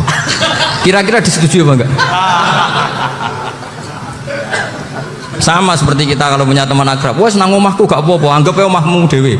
Terus mlebu-mlebu kamar. Jadi tidak ada am kecuali ditaksis. Artinya kalau ada cerita bahwa orang mati pasti ngalami ditanya mungkar nangkir, itu pasti ada am yang ditaksis. Itu pasti tidak dialami para anbiya, para auliya. Karena ciri utama wali itu la khaufun alaihim walahum yahzanun. Kemudian saya yang mau cerita ya, supaya sampean bisa menghadapi dunia global ini, tak bawa tafsir Munir termasuk tadi. Kenapa orang Islam, Rasulullah SAW itu lebih senang kalau yang menang itu orang Nasrani Romawi, ketimbang yang menang itu orang Faris, dalam hal ini ateis. Karena orang ateis itu lebih ngeri. Sebetulnya beberapa penemuan sains, terutama di ilmu medis, itu orang Amerika, kayak cloning. Tapi orang Amerika itu masih dilarang oleh gereja untuk mengaplikasi. Karena nanti bayi cloning itu dipakai suku cadang. Di Amerika masih ditentang oleh fatwa-fatwa agama, baik Islam maupun Kristen. Tapi di Cina itu dipraktekkan, karena nggak ada halangan agama. Di Cina itu biasa ada kondom diolah lagi jadi alat-alat aksesoris. Di Amerika tidak ada, karena masih ada agama, masih ada larangan. Sehingga orang Islam itu lebih takut kalau yang menang itu Persia, karena terus cara berpikir ternyata Tuhan itu tidak ada, langit nggak ada perannya. Jadi ketika yang menang Nasrani masih berpikir itu pertolongan Tuhan, meskipun mungkin cara mengatakan Tuhan beda dengan kita. Tapi ada satu kesamaan bahwa kekuatan samawi itu ada. Itu disebut hulibatir rum fi adnal ardi wa hum min ba'di walabihim sahlibun. Di sini diterangkan oleh Syekh Nawawi supaya kamu tidak salah paham. Sebetulnya kamu katakan misalnya wah itu paham liberalisme, sebenarnya saya tidak tersiksa. Cuma takut yang mengatakan seperti itu cek goblokir atau ngaji gitu. Itu aja masalah saya. Ini saya baca ini karangannya Syekh Nawawi, karena tadi kata Mbak Firjon ngaji itu harus sama orang yang bersanad. Saya ini kalah sama beliau itu berkali-kali. Secara nasab saya harus manggil Mbah. Secara silsilah ilmu saya juga kalah lagi. Saya sering disewani sama cucu-cucu Syekhona Khalil. Kiai Siddiq itu termasuk murid dekat beliau Syekhona Khalil. Kalau itu berarti kan Gus Firjon, Ahmad, terus Mbah Siddiq. Mbah Siddiq ngaji Syekhona Khalil. Syekhona Khalil itu pernah ngaji langsung sama Sayyid Zaini Tahlan. Berarti beliau dari Sayyid Zaini Tahlan itu baru generasi kelima. Sementara saya itu sudah ke-7 atau ke-6. Saya, Mbah Mun, Mbah Karim misalnya, Mbah Hashim, Mbah Mahfud Termas, Sayyid Abi Bakar Sato yang ngarangnya Anatul Thalibin, baru Sayyid Zaini Tahlan. Berarti saya ke-7, kalah lagi. Tapi untuk jadi wali biasanya cepat saya. Karena syaratnya jadi mbah itu ngalah demi putu. Jadi kalau beliau ngotot, saya dulu Gusti, saya mbahnya. Wah itu mbah yang nggak baik. Pasti jatahnya dikasihkan apa? Cucunya dulu. Makanya Abdul Muthalib itu orang yang dapat wangsit, tapi yang jadi nabi itu cucunya. Jadi dalil saya banyak. Sebenarnya Abdul Muthalib itu sudah sering dapat wangsit. Karena saya bahasakan wahyu, Nabi yang protes, enggak nabi kok dapat wahyu. Tapi sebetulnya Abdul Muthalib itu masyhur. Kalimat-kalimatnya menunjukkan bahwa beliau itu sudah dapat wahyu kalau nanti cucunya itu jadi nabi. Makanya senangnya bukan main Abdul Muthalib sama Rasulullah. Putu seneng, mbah seneng putu. Jadi mungkin, jadi sampean enggak usah protes loh. Ya, yang jadi wali kok cucunya. Dulu betul. Dulu Mbah Hamid Pasuruan itu kalau Mbah Ahmad Siddiq ke sana, Mbah Hamid Pasuruan kalau manggil Mbah Ahmad Siddiq itu paman. Tapi pamannya minta ijazah ke ponakan. Apa ya gara-gara itu memang. Kalau itu masih berlaku apa? Ngalah tadi. Kayaknya masih apa? Hawane masih. Hawane masih. Karena melihat tren-tren langit masih gitu kayaknya masih. Masih itu. Ya, tapi mbahnya tetap dapat jatah, tenang saja nanti. Tapi memang sebaiknya mbah itu legowo. Rasulullah Muhammad SAW itu terkenal min dzurriyyati Ibrahim. Tapi kata Rasulullah, ana dakwatu Ibrahim wa bisyaratu Isa. Aku nganti ngene iki barokah dongane Nabi siapa? Ibrahim. Jadi dongane Nabi Ibrahim dia tiba teng putu. Jadi banyak bukti bahwa jatuhnya ke putu gitu. Tadi saya di kamar sama beliau berduaan. Nih Mbah sing dadi wali di sini, aku webah. Cocokan tadi. Nah, kenapa saya akhir-akhir ini gulirkan daftar wali? Kenapa? Saya ini resah ya, orang sudah ingin dicintai pejabat, dicintai tetangga, dicintai teman. Tapi kadang-kadang orang lupa lagi dicintai Allah. Makanya saya meskipun guyon, tapi ini amdan, bukan sahwan. Supaya orang punya cita-cita lagi jadi wali, ingin dicintai Allah. Kita ini terlalu lama ingin dicintai makhluk. Bu ya naik kelas sedikit lah. Ingin dicintai Allah Subhanahu wa ta'ala. Meskipun saya guyon, tapi tadi guyon saya tuh lebih serius ketimbang serius Anda. Karena tak pikir. Saya tuh kalau pergi itu seneng ngebis, bukan karena saya tidak punya mobil, tapi saya sering mau butuh itu supaya nggak diganggu. Karena saya tuh harus punya waktu sendiri. Kalau bis kan ketemu orang nggak kenal, tapi sekarang ya agak susah, banyak yang kenal. Dan susahnya lagi nggak minta ijazah, minta foto. Aduh, orang repot tuh. Mau dibenci itu umatnya Rasulullah Shallallahu Alaihi Wasallam. Mau disetujui itu sanatnya mana? Kalau ketemu orang alim minta apa? Foto. Itu nggak ada sanatnya. Nggak tahu saya itu mazhab dari mana itu. Ya mazhab milenial yang jelas itu kan. Ini tak baca ya biar dapat, karena ini kenangan saya sama Mbak Ahmad Siddiq. Saya masih ingat betul beliau ngisi kholnya Mbak Abdullah bin Umar, berarti abahnya Mbak Hamid. Karena mbah saya itu Fatimah binti Khalid bin Umar, kalau Mbak Hamid itu Hamid bin Abdullah bin Umar. Itu saya masih ingat betul zaman itu Mbak Hamid siap khol di Lasem itu rawuh, dan saya derek mbah saya karena masih misanan datang ke Lasem. Itu beliau pas itu ngisi sama Mbah Mun. Mbah Mun masih muda, Ki Ahmad Siddiq sepuh senior. Itu beliau cerita bahwa dulu ketika Indonesia dijajah Jepang itu para kiai mimpi dibacakan ayat Ghulibatir Rum fi adnal ardi wa hum min ba'di ghalabihim salim. Terus ada kiai yang tanya, takwilannya gimana? Ya nanti Jepang pulang bukan karena kita yang mengalahkan, tapi Jepang ada yang mengalahkan sendiri meskipun tidak kita. Kayak dulu Faris tidak dikalahkan Islam tapi dikalahkan Romawi, tapi yang senang umat Islam. Wa yauma idzi yafrahul mu'min. Nah, itu luar biasa ulama-ulama kita. Delalah kejadiannya Indonesia seperti itu. Yaitu kita tidak mengalahkan Jepang, tapi Jepang pulang sendiri karena dikalahkan apa? Sekutu. Ya ini saya baca. Ini tidak usah dicek bacanya bener apa enggak, sudah aman apa? Aman. Karena kalau saya salah itu ya sengaja. Artinya ya sengaja saja, ya biasa maksudnya. Saya kemarin ngisi di Pondok Peloso, di Pondok Al Munawir Jogja. Salah itu ada dua, ada salah yang memang benar-benar salah, itu nggak apa-apa, bisa dimakfu. Karena mesti sange wong goblok salah yang terus itu. Ada salah bawaan ilmu, itu repot tuh dadaninnya. Karena misalnya kita yang biasa belajar qiraah sabah wayah sibuhu, mesti diulang lagi wayah sabuhu. Karena qiraahnya Imam Asim itu hasibah yah sabu bifat hisin. Sementara kita kalau ngaji kitab kulino yahsib. Sehingga kita yang biasa belajar sabah itu kalau baca kitab itu kayak orang bingung. Kadang-kadang yang ngaji juga bingung. Gus Pak mau di bulan pilih, ya tepat-tepatan. Ada yang mengatakan Gus Pak bingung, ada yang mengatakan Gus Pak alim alamah, ya tepat-tepatan nasib tadi. Karena memang ya sabah memang seperti itu. Misalnya kufuan itu Imam Asim baca kufuan. Tapi beliau punya murid namanya Syu'bah, itu kalau baca kuf'an. Makanya kita itu, ini kan khataman Quran ya, jadi saya menyinggung sedikit tentang qiraah sabah. Tadi beliau juga sudah tak kasih kitab saya Hifdzuna Lihadal Mushaf. Sama tak ajari latihan sabah, memang angel ya. Makanya yang nggak bisa itu wong pinter, sudah tahu angel ya nggak usah diteruskan kan. Orang menghindari barang angel itu pinter apa goblok? Pinter. Berarti wong goblok pinter. Saya tuh makanya sama orang goblok tuh respect. Jadi orang alim tuh angel apa gampang? Angel. Menghindari barang angel pinter apa goblok?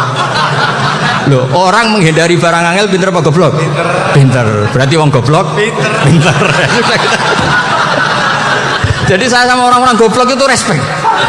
Sudah tahu jadi orang alim angel ya barang angel ya harus dihindari.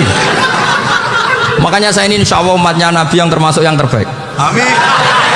Karena mencintai umatnya Nabi termasuk yang goblok. Waduh.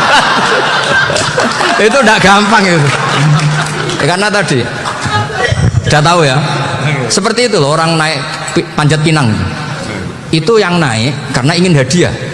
Yang nonton sudah tahu wah licin kok dinaikin mau keplodok ya. Tapi orang sepakat yang nonton juga pinter karena sudah tahu ribet kok. Tukun yang pasar akan kena lah apa mana. Sama juga gitu. Ngalim tafsir angel, ngalim fikih angel. Tapi karek ngaji ngerekam kan gampang. Itu pinter apa goblok? Pinter. Iya. Makanya kula niku mbok buruhno ngono tok. Saya tadi dinasihati Mbak Firjon, muga-muga hati saya selamat. Saya itu meskipun kata orang banyak, muhibin saya banyak, tapi saya insya Allah tidak riak. Saya itu pakai kitab namanya Tasbidul Fuad, itu karangannya Said Abdul Al-Haddad. Ketika beliau punya muhibin banyak ditanya, bagaimana ya Habib Anda menjaga hati Anda? Jamnya Said Abdul Al-Haddad itu unik. Innama azzamu Allah. Mereka itu sebenarnya menghormati Allah, cuma butuh sarana, dan itu saya. Jadi saya tahu sama semua itu mencintai Quran, mencintai sunnah Rasul, mencintai hadis-hadis Rasul. Cuma sampean kan karena nggak paham, terus manfaatkan saya. Jadi sebenarnya saya ini korban. Korban. Jadi saya mau riak gimana? Korban kok mau. Bangganya di mana tuh? Coba sampean misalnya ngaji tafsir, belajar sendiri kan susah. Terkibnya susah, maknanya susah, bahkan beli kitabnya kadang nggak kuat.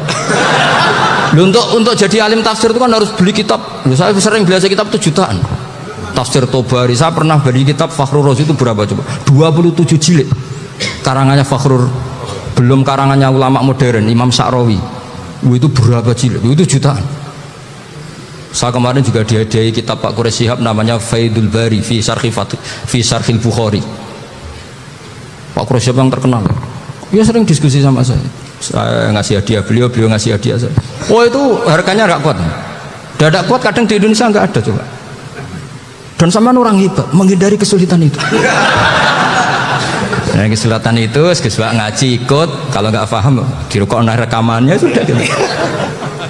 Pinter mana sampean nambah saya? Pinter sampean kan?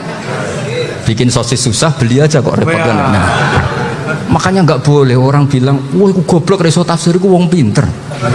Makanya nanti kalau saya ketemu Nabi tidak termasuk orang yang mentahkir orang Islam. Kafa bil mari isman ayah kira akhahul muslim. Jadi cukup orang itu dosa kalau menyepelekan orang Islam, termasuk darani sampean goblok itu dosa. Caranya nggak darani goblok ya tadi di logika tadi. Alim itu angel, nggih dari angel itu pinter, berarti wong bodoh pinter ya sudah gitu. Tapi tetap bodoh. Tapi ini satu cara untuk saya respect gitu. Coba orang yang ngaji tafsir saya banyak, mungkin ribuan. Itu sebetulnya mencintai Quran. Karena Quran adalah kitab suci yang panduannya umat Islam. Sangat mencintai Quran. Terus kemudian mereka nggak paham. Terus mencari orang yang memahamkan. Burohno lah cara Jawa ini. Terus keren saya itu di mana coba? Lah terus mereka kurang ajarnya gini, kalau paham itu ya alhamdulillah paham. Kowe nak ngaji niku wae ngono tok. Tapi nek ora paham, ora nyalano akal ya. Mari Gus Ban nerangno cepet mulane gak paham. Ora kok nyalano teke sing lelet. Oh itu kan Masya Allah, na'udzubillah. Sebetulnya tingkat kurang ajarnya tinggi sebenarnya. Jadi kalau nggak paham itu kadang nggak nyalahno uteke. Kayak mau misalnya, wah mari mikir aja jelas. Padahal misalnya jelas orang mesti paham, bodoh. Paham ya? Jadi kata Sayyid Abdul Haddad, innama azzamu Allah. Sebenarnya mereka itu sangat menghormati Allah. Makanya kita nggak perlu mengatakan wasilah itu kafir, nggak akan. Karena orang tawasul sama Rasulullah itu ingin dapat ridhonya Allah lewat orang yang dicintai Allah.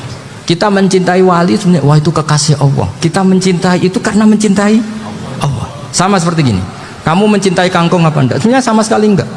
Tapi kamu ingin sehat, ada asupan gizi. Kamu ingin tubuh kamu sehat, butuh asupan gizi. Kemudian kamu makan kangkung. Apa terus kamu cinta kangkung? Kan enggak. Cinta kesehatan kamu sama. Orang yang mencintai saya ingin kepuasan rohani. Saya kan termasuk kiai yang torekonya gampang. Ini swarga kan akhirnya penggemarnya banyak. Coba kalau kamu neraka. Jadi sebetulnya Anda mencintai kepuasan Anda sendiri. Nah, saya ini korban. Makanya untuk masuk surga cepat saya. Korban itu cepat. Da'watul mazlum la turaddu. Laisa bainahu wa bainallah hijab. Jadi saya kalau dongo langsung seret langit. Karena mazlum. Saya sinau tafsir itu Pak, sampean bayangkan ada tafsir itu sudah 27 jilid. Sekarang Fakhrur Razi itu bulatnya bukan main. Karena dia ahli filsafat. Bulatnya Masya Allah. Sudah gitu sinau Jalalain kadang dikomen oleh Sawi. Sudah kita percaya Jalalain jebule dibuli Sawi. Percaya Sawi dikandani, "Oh iku Maliki rasa ribet." Sudah gitu sinau Qurtubi, sinau tafsir Tobari itu susahnya. Belinya susah, belajarnya susah. Padahal saya punya keluarga, punya istri, punya anak. Bayangkan kalau istri saya rewel kayak istri sampean. Wah itu, tapi alhamdulillah enggak. Sama sekali enggak. Allah sudah milihkan, wah ini bahaya kalau punya istri rewel. Imam Sibawai itu kitabnya banyak, tapi yang terbukukan hanya kitab Sibawai. Karena beliau kalau sudah belajar lupa istri. Hanya pas beliau di pasar, kitabnya dibakar semua sama istrinya. Karena dianggap saingannya. Ternyata yang dicerai tidak kitabnya, malah istrinya. Itu Imam siapa? Syifa'i. Tapi alhamdulillah kitab saya nggak terbakar, aman. Saya teruskan ya. Jadi untuk menjaga ria dilatih innama azzamu Allah. Sebenarnya mereka itu menghormati Allah. Sehingga wasail-wasail itu sebenarnya nggak pernah jadi subjek pelaku utama, enggak. Tetap Allah. Sebab itu kata Sayyid Muhammad, kamu kok mengatakan wasilah itu kafir itu gimana? Ketika innallaha qad ba'atsa lakum taluta malika. Talut itu ya manusia. PD-nya itu apa? Inna ayata mulkihi ayyatiyakumut tabut fihi sakinatum mir rabbikum wa baqiyatum mimma taraka alu Musa wa alu Haruna tahmiluhul malaikah. Jadi beliau PD itu kalau bawa sunduk semacam peti sakti, sing di situ ada baqiyatum mimma taraka alu Musa wa alu Haruna tahmiluhul malaikah. Ya kayak semacam jimat ya. Tapi saya bukan mensyariatkan jimat enggak, karena nanti banyak penjual yang pembohong juga gitu loh. Cuma cerita, kamu tidak usah mengatakan kafir. Dulu Tolut PD-nya kalau bawa sunduk semacam peti kesaktian yang di situ ada baqiyatum mimma taraka alu Musa wa alu Haruna tahmiluhul malaika. Sehingga Khalid bin Walid meskipun beliau sahabat dan menyaksikan wajah Rasulullah SAW, itu bawa sya'aratun min sya'aratihi Rasulullah SAW, bawa rambutnya Nabi. Perang kemana-mana itu diletakkan di pecinya. Nanti sama tanya lagi, masa pakai peci Khalid bin Walid ini? Wah panjang, sampai itu repot. Sampai tak warai ngaji usul fikih. Usul fikih itu kalau ngaji itu ada istilah tangkihul manat. Ini mestinya wilayah yang kita bisa berdebat sama Mbah Firjon. Dulu itu musuh saya karena saya makili Anwar, beliau makili Peloso. Tapi tahu-tahu kalah tua terus saya mengundurkan diri. Di fikih itu ada istilah, ada tangkihul manat, ada tahqiqul manat, ada tangkihul manat. Tangkih itu kira-kira gini, lafadz hadis itu dibuang sekian untuk tahu bahwa itu madarul hukmi. Misalnya gini, tak beri contoh paling gampang. Sama harus paham, kalau nggak paham nggak pinter-pinter. Ja'a a'rabiyun ila Rasulillah sallallahu alaihi wasallam. Ya karena ini menghormati Mbah Ahmad Siddiq, saya orang alim, jadi ngaji ini tetap ada suasana alim. Ya harus ada suasana alim, nggak perlu jadi orang alim tadi susah. Sudah ngedari susah itu pintar, sudah itu aja. Jadi orang alim susah, ngedari barang susah pintar. Berarti orang tidak alim pintar. Nah, meskipun tetap sudah itu pegangi sampai mati nanti. Loh, jadi orang alim itu repot. Itu kata Imam Ghazali, kalau orang alim kalau mau masuk surga itu sama Allah nggak boleh. Kif, kamu nggak boleh langsung masuk surga. Coba cari umat kamu, syafaati dulu. Lah saya takut nyari sampean tidak bisa kembali. Saya tidak punya rencana itu, pokoknya mau masuk. Boleh sampean kuaduan balik raroh dewe, repot nanti saya. Berat jadi orang alim itu berat. Ya saya teruskan ya. Ada tangkihul manat. Ja'a a'rabiyun ila Rasulillah sallallahu alaihi wasallam. Faqala ahlaktu wa ma ahlakaka qal waqa'tu imraati fi nahari Ramadan. Ya dan kita, saya ini rusak ya Rasulullah. Kenapa? Karena saya menjima istri saya fina hari Ramadan. Terus kata Nabi, kamu harus bayar kafarah. Napa Nabi kafarah? Puasa 2 bulan. Wong baru 1 hari aja terjadi gitu kok disuruh puasa 2 bulan. Ya tidak kuat ya Rasulullah. Baru berapa hari saya puasa aja kecelakaan seperti itu. Apalagi kalau sampai 2 bulan. Tidak ya Rasulullah. Ya sudah kalau gitu kamu pertama ngasih makan apa? Itku rokobah kan, pertama merdekakan budak. Tapi kan sekarang nggak ada budak, makanya terus sekarang langsung puasa. Wah ini nggak bisa semua. Ya sudah kasih makan orang 60. Kasihkan siapa ya Rasul? Ya orang fakir. Saya ini paling fakir di kampung saya ini orang paling fakir. Jadi mulai dulu orang fakir itu hubungan suami istri itu paling lancar mulai dulu. Makanya orang fakir itu anaknya banyak karena hiburannya hanya itu. Wong Ramadan aja. Coba mau ke ATM nggak punya uang, mau antri di bank nggak punya, mau apa coba? Itu mulai dulu. Ini sanatnya mutasil. Wah, akhirnya sudah sanksinya kan tadi ya, itqu raqabah atau puasa 2 bulan berturut-turut atau ngasih makan 60 orang miskin. Lalu kata ahli usul fikih, kata Arabi dibuang, nggak menjadi catatan hukum. Orang kota pun kalau melakukan itu juga kena sanksi yang sama. Imro'atau juga dibuang. Andai kan itu dilakukan untuk amatnya juga ketentuannya sama. Nah sekarang perdebatan antara Imam Syafi'i dan Imam Malik begini. Sekarang pertanyaan gini, jima istri itu hukumnya boleh apa haram? Boleh kan? Lalu kalau ada orang tanpa udzur kemudian makan siang-siang, Cara Imam Malik hukumnya sama, harus kena sanksi yang sama. Karena sama-sama hadku hurmati Ramadan bi ghairi udhrin syar'iyyin. Sama-sama merusak hukum Ramadan tanpa udzur syar'. Lu jima itu tidak zina. Kan hukumnya jaiz. Nah, sekarang makan hukumnya jaiz, harusnya juga kena ketentuan yang sama. Cara pikirannya Imam Malik. Nah, alhamdulillah Imam Syafi'i gak setuju. Wah, cara setuju repot. Bahkan orang-orang Syafi'i sudah punya khilaf, kalau gitu minum dulu. Iya, biar tidak kena. Iya, biar iftarnya pakai minum. Setelah minum baru jima kan. Iya. Ini sudah menyiapkan khilafnya. Ini khas Syafi'i ini, bongsong rekayasa hukum. Nanti bisa belajar jauh cara ngakali hukum. Makanya guyonan yang masyhur Gus Dur itu gitu. Ada seorang kiai atau Gus lah, ya punya salah, namanya manusia kan punya salah, entah cangkruk entah apa, pokoknya punya salah. Ada wartawan yang ngiranya semua kiai itu orang suci, sehingga tanya sama Gus Dur, Gus itu ada kiai kok ya pokoknya salah lah nih. Tapi jangan bayangkan dosa besar, enggak, kecil-kecil aja.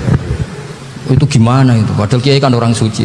Jawabnya Gus Dur lucu, ya justru yang boleh salah itu para kiai, kalau kamu nggak boleh. Loh, kok bisa Gus? Karena mereka tahu caranya tobat. Repot. Kalau kamu nggak tahu caranya, sama pelanggaran hukum itu ya harus pakar-pakar hukum.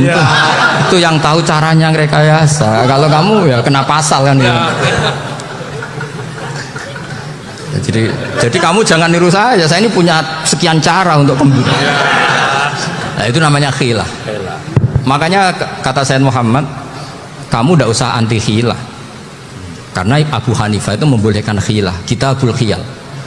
Yang penting kamu soleh dulu, setelah soleh nanti Allah maklumi. Soleh dulu, syaratnya soleh dulu. Kalau tidak soleh jangan. Contohnya gini, ada orang mau puasa lemes sekali, mau makan, gampang. Kalau langsung makan kan kayak hadku hormati Ramadan biwari udhrin syar'iyyin. Aku langsung mau jembera sowan Mbah Firjon. Sudah status saya apa? Musafir. Ya sudah, berangkat aja sampai Tuban makan. Nanti kalau nggak jadi ya nggak apa-apa, sudah.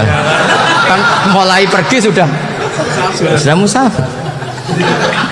Saya tidak tahu nanti malaikat tertarik gebuki nggak tahu. Tapi itu ada khilafnya, asal soleh lah. Karena kata Sayyid Muhammad dan semua kitab mengatakan itu. Kalau sama nggak tahu ya kebablasan. Nabi Ayub, nabi yang terkenal gudikan itu siapa? Ayub ya. Nah, itu yang Israiliyatnya kan seru lah. Gudikan dikukur bek kreweng itu terlalu lah kali itu. Untuk kreweng konti ning Arab ora ono kreweng itu sudah masalah itu. Singkat cerita, Nabi Ayub ketika diasingkan kaumnya itu kan nggak punya sumber makanan. Lah orang lelaki itu mulai dulu egois. Istrinya Nabi Ayub itu cantik sekali, udah cantik, rambutnya bagus. Makanya kamu nggak usah tanya kenapa istrinya kayak banyak yang cantik. Ya, warasatul anbiya, nggak boleh mungkin. Kalau nggak cantik ya warasatul anbiya dari segi balak. Istrinya Nabi itu semuanya cantik. Nggak usah tanya sebabnya apa, pokoknya gitu, semuanya cantik. Singkat cerita, beberapa kali istrinya Nabi Ayub itu kerja demi bisa nafkahi Nabi siapa?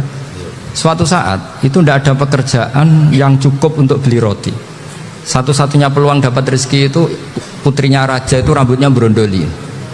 Terus ada sayembara siapa yang rambutnya bagus mau dibeli. Sampai rambutnya istrinya Nabi Ayub itu dijual. Nabi Ayub tersinggung karena itu mengurangi kecantikan. Jadi lelaki mulai dulu gitu. Udah nggak urun kalau istrinya nggak cantik itu komplain.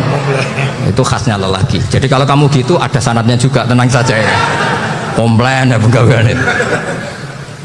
Saking mangkelnya Nabi Ayub terus ngendikan la adriban naki mi'ata sautin. Kamu akan saya pukuli dengan mi'ata sautin atau dengan 100 cambuan atau mi'ata dikhtin atau mi'ata apalah sesuai konteks zaman itu. Enggak namanya pecut tuku konti kok ribet lagi. Singkat cerita akhirnya ketahuan bahwa istrinya menjual itu demi Nabi Ayub. Allah nggak ridho kalau kekasihnya yaitu istrinya Nabi Ayub wis perjuangan kayak gitu malah kena hukuman. Tapi Allah juga nggak ingin kekasihnya yang bernama Ayub melanggar sumpah. Padahal beliau sudah sumpah, wallahi demi Allah nanti tak pukul dengan 100 kali. 100 kali dengan lidi lah misalnya, contoh yang gampang tuh lidi. Akhirnya sama Allah dikasih satu solusi. Wa khud biyadika dikhtan fadrib bihi wala tahsnas. Ya sudah, lidi itu ikat jumlahnya 100. Terus pukul sekali saja, anggap saja sudah 100. Iku pangeran sing wari ngakali ngono iku pangeran. Tapi syaratnya soleh, syaratnya soleh. Jadi kalau kamu anti khilaf berarti anti ajarannya Allah di ayat itu. Wa khud biyadika dikhsan fadrib bihi wala tahz. Itu dulu ada, ini cerita di Ithaf, ini cerita terakhir, ini sudah sama, jangan nama sudah. Terus pengumuman tadi yang nggak pernah sepuh ngutang saya itu haram tadi. Karena tadi saya punya kewajiban di rumah yang bisa menggugurkan ya kewajiban yang lebih besar. Lebih besar itu ya tadi bisa pernah guru, pernah sepuh, yang jelas gak umur sampean menangkap itu tua yang serepot itu. Ada raja itu ganteng kaya, senengannya nikah perawan cantik. Itu semua kampung mesti kenal. Mungkin digilir atau gimana pokoknya. Suatu saat ada pemuda suka sama perempuan yang di kampungnya, cantik sekali. Kemudian pemuda ini ternyata pekerja di kerajaan itu. Tiap hari ditanya, "Oh, itu yang di kamu yang cantik siapa? Mau saya nikahin gini." Wah, bahaya ini, saingannya raja. Jadi yang dibidik pemuda tadi itu saingannya. Si raja ini orang yang namanya raja kan gengsinya tinggi. Kaifatang kihuha wa qad ra'aitu qad qabbalaha rajulun. Kobok nikah piye? Saya itu pernah melihat dicium lelaki. Wah, gak mau. Gak gelem kadung ditambung lan waqat qabbalaha rajulun. Saya pernah melihat sendiri qabbalaha rajulun, dicium oleh lelaki. Wah, sudah gak minat raja langsung gak keren. Suatu saat pemuda tadi nikahi perempuan itu. Rajanya marah, kamu lelaki gak punya harga diri gini. Gak punya selera, gak punya harga diri, sudah pernah dicium orang kok tetap dinikah. Terus bilang ke raja, ta'rif manir rajul, lelaki itu siapa? Abuha. Kamu tahu lelaki itu siapa? Sopo? Abuha. Bapaknya. Saya kan hanya bilang rajulun. Pernah dicium lelaki. Lah pikirannya raja itu lelaki kue-kue ngene iki. Tapi butuh canom mau raja ben gak sida. Itu aja tuh. Baru kayak digulirkan gitu, wakot qabbalah rajulun. Nggak mau. Setelah itu suatu saat pegawainya tadi nikahi perempuan. Kamu nggak punya harga diri gini. Kamu tahu mandir rajul apa abuha? Nak ngono aku gak mau apa. Lah monggo sakniki wis bojo kula. Ora trimo wis diambung wis macam-macam. Lah itu namanya khilah. Apa? Khilah. Kalau di Balawa disebut tauriyah atau apa. Tapi saya tidak ngajari sampean seperti itu. Sudah pinter sebelum saya ajarin. Bangsa ngakali kan sudah pinter. Ya ini terakhir tak baca Arabnya saja nanti. Bismillahirrahmanirrahim. Biar dapat barokahnya Syekh Nawawi juga barokahnya guru-guru. Bismillahirrahmanirrahim. Wasababu nuzuli hadil ayati annahu kana baina farisa war rumi qitalun wa kanal musyrikuna yawadduna antaghliba farisu ar-ruma li anna farisa kanu majusiyan ummiyin wal muslimuna yawadduna ghalabatar rum ala faris liqaunihim ahla kitabin. Jadi zaman dulu orang Islam lebih senang kalau yang menang itu orang Nasrani. Kalau bandingannya ateis, karena bagaimanapun percaya kekuatan langit. Sementara orang ateis sama sekali tidak percaya kekuatan. Apapun bedanya kita dengan Nasrani itu ada kesamaan, yaitu percaya adanya kekuatan langit. Sehingga ketika orang Romawi kalah itu orang Islam ikut susah. Paham ya? Makanya ini tak baca biar sampean nggak macam-macam pikirannya. Fab'atha Kisra saat terusnya, ya pokoknya seperti itu. Akhirnya Rasulullah SAW berdoa lebih seneng yang menang itu Rom karena ahli kitab. Artinya apa? Kemenangan ahli kitab adalah kemenangan makhluk atau hamba Allah yang mentautkan kekuatan kita di bumi dengan kekuatan langit. Makanya saya berharap selain pilihan kita ikhtiar medis, kita harus memperbanyak istighfar. Bagaimanapun semua itu dari Allah Subhanahu wa Ta'ala. Kita menghormati negara dengan ikhtiarnya, tapi saya mohon sekali kita juga istighfar, karena semua itu juga ditentukan oleh Allah, oleh langit. Nabi Isa itu kalau orangnya ceria sekali. Pernah ditegur sama Nabi Yahya, mali aroka dohikan ka'annaka amin tamin makrillah. Saya melihat kamu kok selalu senyum ceria, seakan-akan tidak ada adabnya Allah. Terus Nabi Isa balas ke Yahya, mali aroka abisan ka'annaka ayista min rahmatillah. Kamu kok merengut terus koyo ning donya ora ana rahmat. Jadi kamu milih mana? Senyum terus apa merengut terus? Partainya hanya dua, Nabi Yahya sama Nabi Isa. Jadi khazanah itu banyak. Untuk melawan penyakit itu ketakutan itu bahaya, karena bisa mengganggu imunitas tubuh. Orang harus percaya diri, harus pede, meskipun harus hati-hati, tapi harus tetap pede. Dengan demikian imunitas tubuh kita terjaga. Jadi ya sudah seperti itu. Semua orang punya cara untuk menjaga diri masing-masing. Kemudian tentang Mbah Ahmad Siddiq, saya tahu banyak karena dulu saya masih ingat. Ini sekaligus ijazah pada cucu-cucunya. Kalau sama anaknya tidak berani saya. Sama cucu-cucunya. Saya masih ingat Mbah Ahmad Siddiq itu sangat loyal sama yang namanya negara. Kita tahu beliau adalah termasuk orang yang bintang ketika Muktamar Situbondo, ketika NU pertama kali nerima asas tunggal, yaitu Pancasila. Kayak apa ulama-ulama kita, ya mulai Mbah Ahmad Siddiq, Mbah Ali Maksum, Gus Dur, Mbah As'ad, semuanya lah, termasuk Mbah Mun, semuanya loyal sama negara, sehingga NU menerima asas tunggal. Itu saya masih ingat karena bapak dulu perwakilan dari NU cabang Lasem. Beliau pernah ngundang Mbah Ahmad Siddiq di sini. Zaman itu zaman Pak Dzofar, ikut ngundang ke sini bapak saya. Itu saya menangi beliau ngisi pengajian di hallnya buyut saya, Mbah Umar bin Arabi. Jadi saya ini zuriyahnya Mbah Umar bin Arabi, sama dengan keluarganya Ki Hamid Pasuruan. Itu beliau cerita bahwa kemenangan Islam itu tidak harus kita yang menang kangelan. Kadang Allah bikin orang lain yang kangelan, kita yang ikut menang. Jadi dulu kata beliau, banyak ulama ketika kita diserang Jepang, saya masih ingat, saya karena pas itu ikut ke Lasem, karena saya santri sarang, Mbah Mun ngisi di Lasem, saya ikut di Lasem karena saya masih keluarga. Itu ulama-ulama itu mimpi dibacakan ayat ghulibatir rum fi adnal ardi wa hum min ba'di ghalabihim sayaghlibun fi bid'i sinin lillahil amru min qablu wa min ba'du wa yawma idzi yafrahul mu'minun. Itu dulu itu ada pertarungan besar antara kerajaan Romawi dan kerajaan Persia. Kita tahu Romawi itu Nasrani. Saya ulang lagi, Nasrani. Nasrani itu percaya adanya Allah, adanya Tuhan, dan percaya adanya kitab samawi.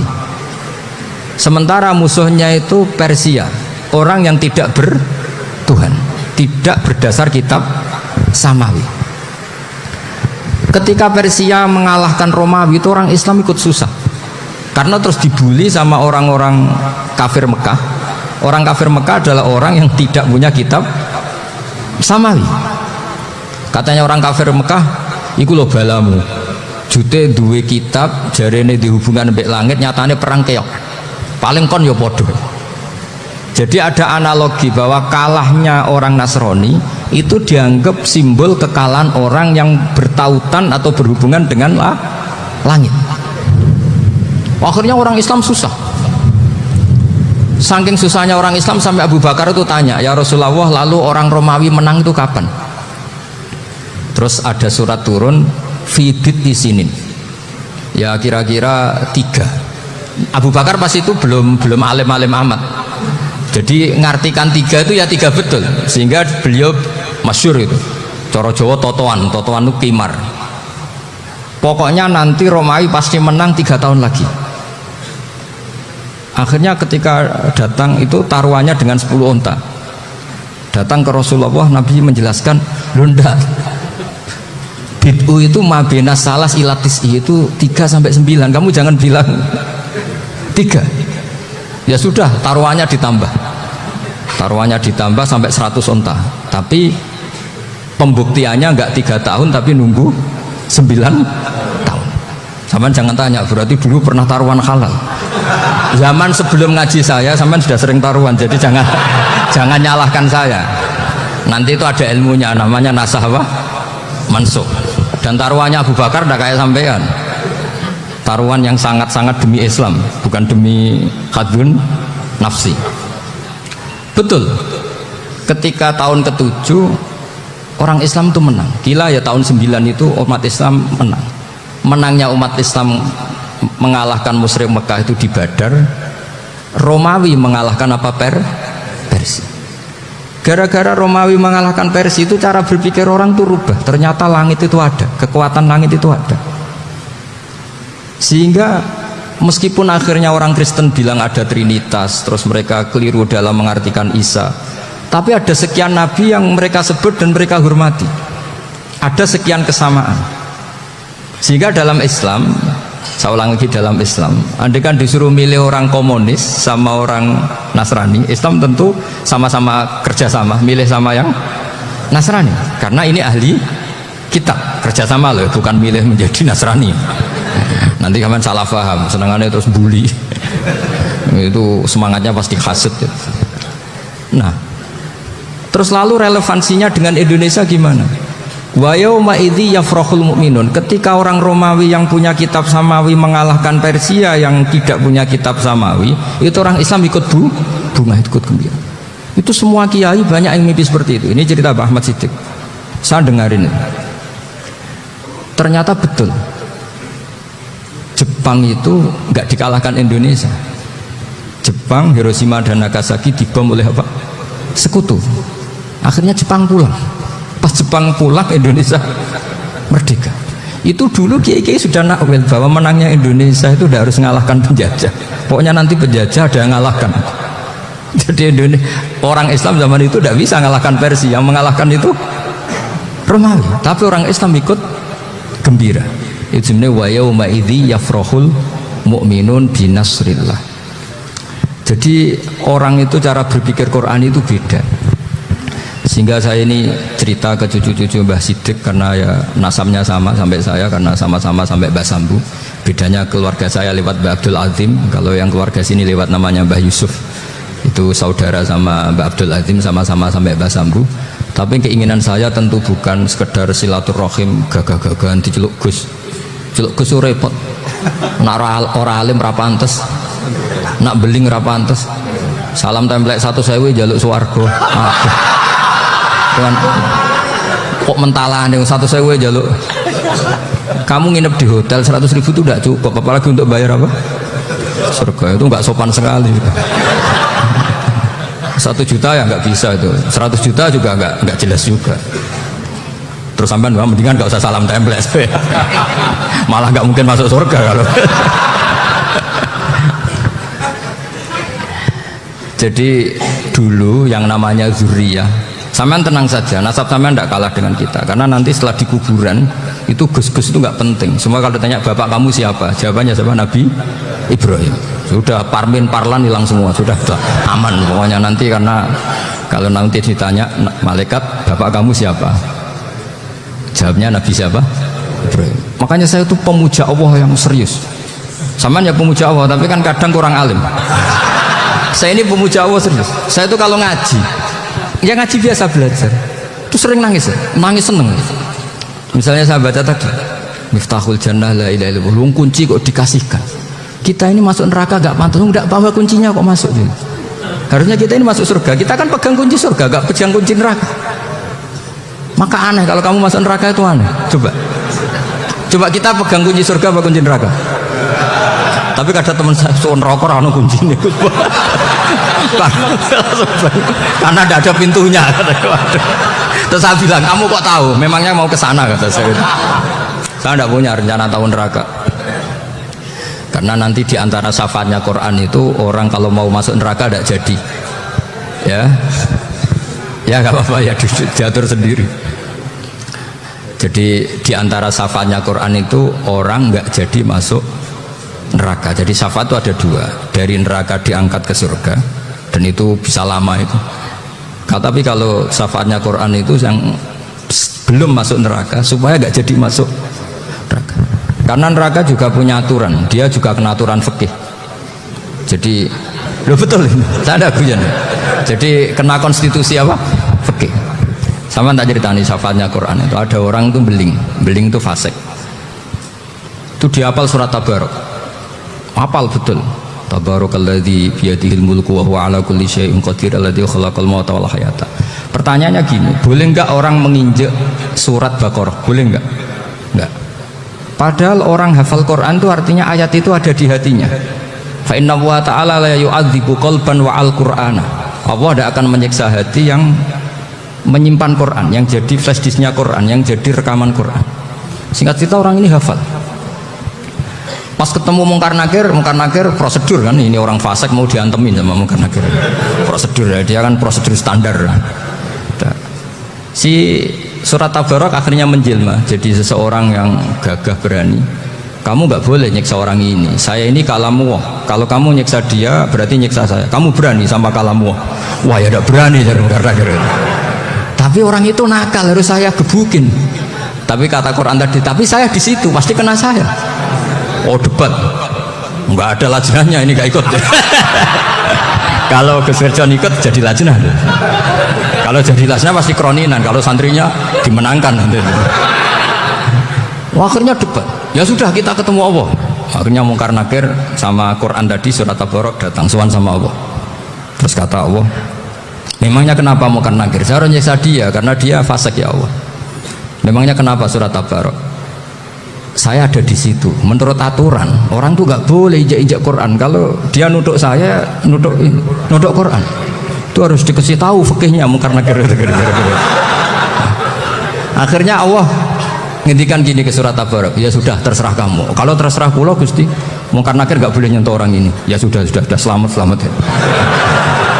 Sehingga terus itu sama baca di termasuk mujizatnya surat Tabarak di tafsir Ibnu Katsir banyak. Karena tadi logikanya malaikat itu juga kena aturan fikih.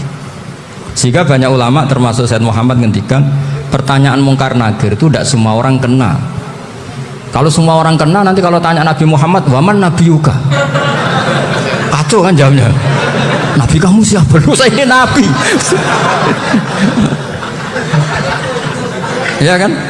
Lah nanti kalau pas ketemu Nabi Ibrahim, waman abuka? Jadi repot kan?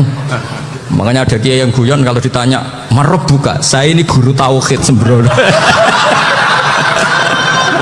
Saya ini ngajar Umul Barohin, kamu tanya marab buka. Masyhur itu keramatnya Imam Malik itu. Ada Ashabu Malik, rajulun min ashabi Malik, beliau ditanya Mungkar Nakir marab buka manabi buka. Imam Malik datang, ini seumur-umurnya itu ngajar tauhid. Kok kamu bedai enggak sopan kamu? Dan kita berharap barokah sampean ngaji nanti itu. Yes. Malaikat itu anak sungkane itu. Jadi dan saya meskipun guyon itu serius. Bedanya orang alim sama ndak itu di situ. Kalau orang alim itu guyon itu masih benar, masih serius. Coba saya bacakan ayatnya. Ala inna auliya Allahi la khaufun alaihim wa lahum yahzanun. Terus lahumul busyra fil hayatid dunya fil akhirah. Artinya kalau Mungkar Nakir dengan penampilan garang gitu, berarti ada ketakutan apa enggak? Ada, padahal ciri utama walinya Allah tidak ada ketakutan.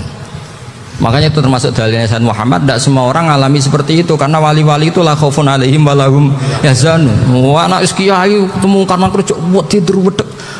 Iku rezeki ora kalau pertanyaan itu nak konan santri piye. Lho isen wis kiai dihanjuti Mungkar Nakir. Malu gak kira-kira? Mesti pelengane konan santri piye. Nak jawabannya gampang karena pernah ngajar tauhid. Makanya Sayyidina Ali ini ceritanya ada di kitab Nurul Dholam. Sama lihat di kitab Nurul Dholam karangannya Syekh Nawawi Banten. Itu Sayyidina Ali itu ya, andekan orang biasa mungkin ya agak-agak hasut, tapi ini wali nggak boleh kamu katakan hasut. Dia itu mangkal sama Umar. Orang kok setiap orang pernah dibentak. Apa dia berani bentak Mungkar Nakir? Penasaran dia. Bagaimana kerengnya Umar itu berlanjut enggak gitu kira-kira. Akhirnya minta, ya Allah saya minta kasyaf. Ya karena yang minta Sayyidina Ali karena mau wajah dituruti sama kasyaf. Dilihat Sayyidina Umar pas meninggal itu. Jadi hasud itu ya kadang penting asal baik. Loh betul bahasa Kanjeng Nabi kadang la hasada illa fisnaten. Itu Nabi bahasakan ya hasad. Gus Wirson saja yang nafsirkan ghobtoh itu kan gaya-gayanan sebagai ulama. Aslinya Nabi ngendikan itu la hasada illa fisnaten. Ulama yang ganti itu namanya ghobtoh. Wong Nabi sendiri nyebut hasad loh, kamu tafsiri ghobtoh. Ya hasad ya hasad. Udah nggak usah ditawil-tawil pokoknya gitu. Kalau sama nggak percaya nggak apa-apa. Kok gitu aja kok repot. Karena sama nggak percaya kemungkinannya dua. Satu nggak ngerti. Dua sama-sama alim kan dari awal kalau sama-sama alim kan laisali alimin ayuqallida aliman akhor. Kita nggak perlu saling mengikuti. Ngapain hasud? Biasa aja. Akhirnya Sayyidina Ali kasar. Pas Umar bangun, setelah mati kan bangun, setelah meninggal bangun. Munkar Nakir datang dengan perang yang sangat garang. Itu digambarkan Sayyidina Ali, matanya itu kalkidril ghali, kayak apa, kendil yang apa, mengangai. Wah seru. Sayyidina Ali senang, paling takut ini Umar. Senangnya bukan main, wah ini mesti takut Umar. Biasa. Ternyata enggak, Umar malah bangkit. Woi Munkar Nakir ya, kamu tahu menghadapi siapa? Itu betul ya? Kamu itu menghadapi temannya ahabbal khalqi ilallah. Yang diandalkan temannya bukan dia. Kamu tahu yang kamu hadapi, saya ini teman kekasihnya Allah. Jadi boleh kamu mengandalkan Mbak Virjon. Tapi nanti resikonya Munkar Nakir ditanya, itu Virjon siapa? Wah itu masalah itu. Makanya syaratnya wali itu harus ma'rufun fis sama. Di langit sudah populer.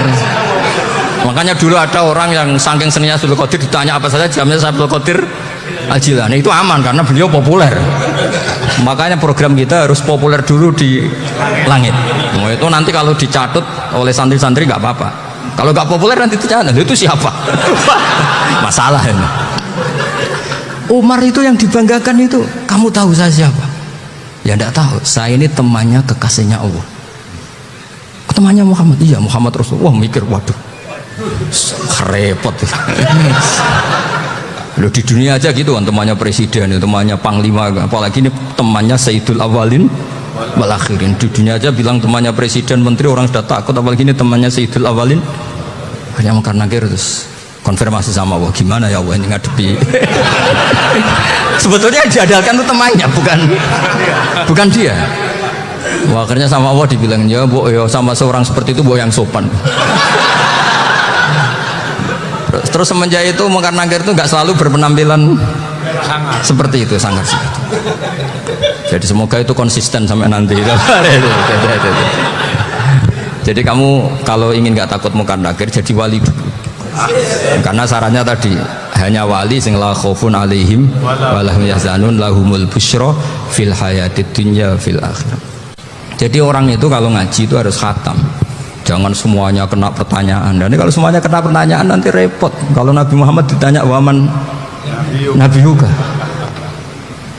Nabimu siapa? Lu kan terus jadi aneh. Jadi makanya ketika Sayyid Muhammad semua ulama lah, nggak ada am kecuali ditaksis, kecuali sifatnya Allah. Misalnya bikulli syai'in alim, ya benar-benar bikulli syai'in. Tapi kalau am semuanya pasti ada taksis, meskipun dalam muhawarah muhadasah biasa. Ya, misalnya contoh gampang, istri kamu baru seneng kamu, mas nak pengen apa-apa aku lapor, aku gak apa-apa mas, mesti aku seneng gak sama lapor. Iku dia pengen wayo. Wah langsung jadi apa wae. Mesti apa wae maksudnya kecuali itu gitu. Padahal kalau ngomong ya mas sampean ingin apa saja tak dukung. Terus sampean bilang pengen ku iku wayo. Kira-kira disetujui apa enggak? Sama seperti kita kalau punya teman akrab, wah senang omahku gak apa-apa, anggap aja omahmu dewe. Terus mlebu-mlebu kamar. Jadi tidak ada am kecuali di taksis. Artinya kalau ada cerita bahwa orang mati pasti ngalami ditanya Munkar Nakir, itu pasti ada am yang di taksis. Itu pasti tidak dialami para anbiya, para auliya. Karena ciri utama wali itu la khaufun alaihim walahum yahzanun.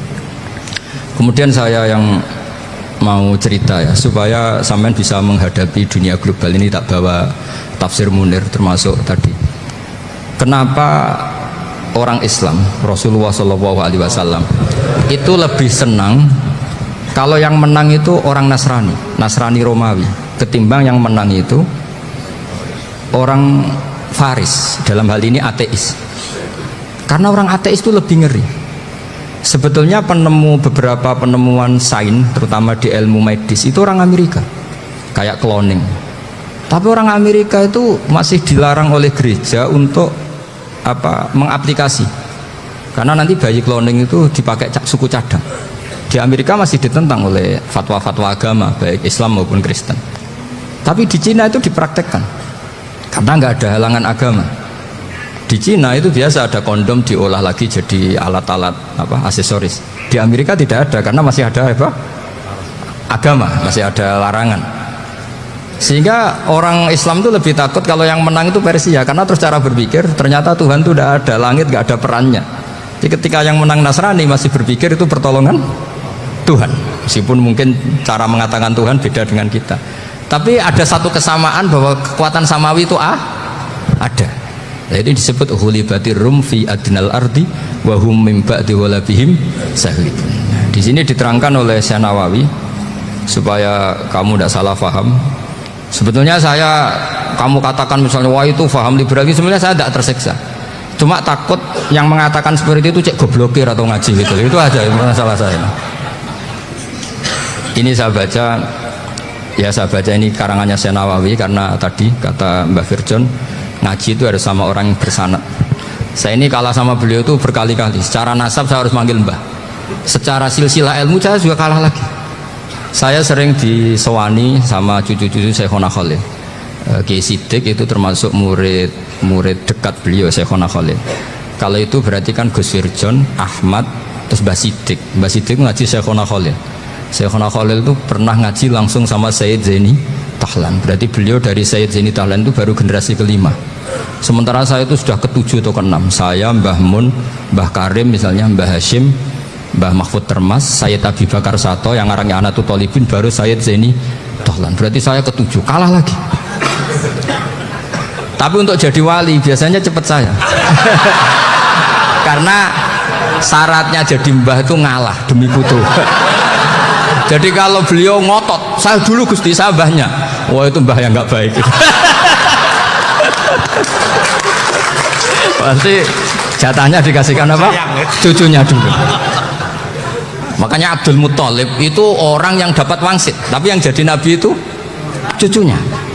Jadi dalil saya banyak. Sebenarnya Abdul Muthalib itu sudah sering dapat wangsit, karena saya bahasakan wahyu, nabi yang protes, enggak nabi kok dapat wahyu. Tapi sebetulnya Abdul Muthalib itu masyhur itu. Kalimat-kalimatnya menunjukkan bahwa beliau itu sudah dapat wahyu kalau nanti cucunya itu jadi nabi. Makanya senangnya bukan main Abdul Muthalib sama Rasulullah. Putu seneng mbah, seneng putu. Jadi mungkin jadi sampean ora usah protes loh. Ya, yang jadi wali kok cucunya. Loh, betul. Dulu Mbah Hamid Pasuruan itu kalau Mbah Ahmad Siddiq ke sana, Mbah Hamid Pasuruan kalau manggil Mbah Ahmad Siddiq itu paman. Tapi pamannya minta ijazah ke ponakan. Apa ya gara-gara itu memang. Kalau itu masih berlaku apa? Ngalah tadi. Kayaknya masih apa? Hawane masih. Karena melihat tren-tren langit masih gitu kayaknya masih itu. Ya, tapi mbahnya tetap dapat jatah, tenang saja nanti. Tapi memang sebaiknya mbah itu legowo. Rasulullah Muhammad SAW itu terkenal min dzurriyyati Ibrahim. Tapi kata Rasulullah, ana dakwatu Ibrahim wa bisyaratu Isa. Aku nganti ngene iki barokah dongane Nabi siapa? Ibrahim. Jadi dongane Nabi Ibrahim ya tiba teng putu. Jadi banyak bukti bahwa jatuhnya ke putu gitu. Tadi saya di kamar sama beliau berduaan. Nih Mbah sing dadi wali di sini, aku wae Mbah. Cocokan tadi. Nah, kenapa saya akhir-akhir ini gulirkan daftar wali? Kenapa? Saya ini resah ya, orang sudah ingin dicintai pejabat, dicintai tetangga, dicintai teman. Tapi kadang-kadang orang lupa lagi dicintai Allah. Makanya saya meskipun guyon, tapi ini amdan, bukan sahwan. Supaya orang punya cita-cita lagi jadi wali, ingin dicintai Allah. Kita ini terlalu lama ingin dicintai makhluk. Bu ya naik kelas sedikit lah. Ingin dicintai Allah Subhanahu wa Ta'ala. Meskipun saya guyon, tapi tadi guyon saya tuh lebih serius ketimbang serius Anda. Karena tak pikir, saya tuh kalau pergi itu seneng ngebis, bukan karena saya tidak punya mobil, tapi saya sering mau butuh itu supaya nggak diganggu. Karena saya tuh harus punya waktu sendiri. Kalau bis kan ketemu orang nggak kenal, tapi sekarang ya agak susah, banyak yang kenal. Dan susahnya lagi nggak minta ijazah, minta foto. Repot tuh. Mau dibenci itu umatnya Rasulullah Shallallahu Alaihi Wasallam. Mau disetujui itu sanatnya mana? Kalau ketemu orang alim minta apa? Foto. Itu nggak ada sanatnya. Nggak tahu saya itu mazhab dari mana itu. Ya mazhab milenial yang jelas itu kan. Ini tak baca ya biar dapat. Karena ini kenangan saya sama Mbak Ahmad Siddiq. Saya masih ingat betul beliau ngisi hallnya Mbak Abdullah bin Umar, berarti abahnya Mbak Hamid. karena mbah saya itu Fatimah binti Khalid bin Umar, kalau Mbah Hamid itu Hamid bin Abdul bin Umar. Itu saya masih ingat betul zaman itu Mbah Hamid setiap khol di Lasem itu rawuh, dan saya derek mbah saya karena masih misanan datang ke Lasem. Itu beliau pas itu ngisi sama Mbah Mun. Mbah Mun masih muda, Ki Ahmad Siddiq sepuh senior. Itu beliau cerita bahwa dulu ketika Indonesia dijajah Jepang itu para kiai mimpi dibacakan ayat Khulibatir Rum fi adnal ardi wa hum min ba'di ghalabihim. Terus ada kiai yang tanya, takwilannya gimana? Ya nanti Jepang pulang bukan karena kita yang mengalahkan, tapi Jepang ada yang mengalahkan sendiri meskipun tidak kita. Kayak dulu Faris tidak dikalahkan Islam tapi dikalahkan Romawi, tapi yang senang umat Islam. Wa yauma idzi yafrahul mu'min. Itu luar biasa ulama-ulama kita. Delalah kejadiannya Indonesia seperti itu. Yaitu kita tidak mengalahkan Jepang, tapi Jepang pulang sendiri karena dikalahkan apa? Sekutu. Ya ini saya baca. Ini tidak usah dicek bacanya benar apa enggak. Sudah aman apa? Aman. Karena kalau saya salah itu ya sengaja. Artinya ya sengaja saja. Ya biasa maksudnya. Saya kemarin ngisi di Pondok Peloso, di Pondok Al Munawir Jogja. Salah itu ada dua. Ada salah yang memang benar-benar salah. Itu nggak apa-apa, bisa dimakfu. Karena mesti sangke wong goblok salah yang terus itu. Ada salah bawaan ilmu, itu repot tuh dadaninya. Karena misalnya kita yang biasa belajar qiraah safah wa yahsibuhu, mesti diulang lagi wa yahsabuhu. Karena qiraahnya Imam Asim itu hasiba yahsabu bi fathis sin. Sementara kita kalau ngaji kitab kulino yahsib. Sehingga kita yang biasa belajar safah itu kalau baca kitab itu kayak orang bingung. Kadang-kadang yang ngaji juga bingung. Gus Pak mau cok bulan pilih. Ya tepat-tepatan. Ada yang mengatakan Gus Pak bingung, ada yang mengatakan Gus Pak alim alamah. Ya tepat-tepatan nasib tadi. Karena memang ya safah memang seperti itu. Misalnya kufuan. Kufuan itu Imam Asim baca kufuan. Tapi beliau punya murid namanya Syu'bah. Itu kalau baca kuf'an. Makanya kita itu, ini kan khataman Quran ya. Jadi saya menyinggung sedikit tentang qiraah safah. Tadi beliau juga sudah tak kasih kitab Sahih Hifdzuna li Hadzal Mushaf.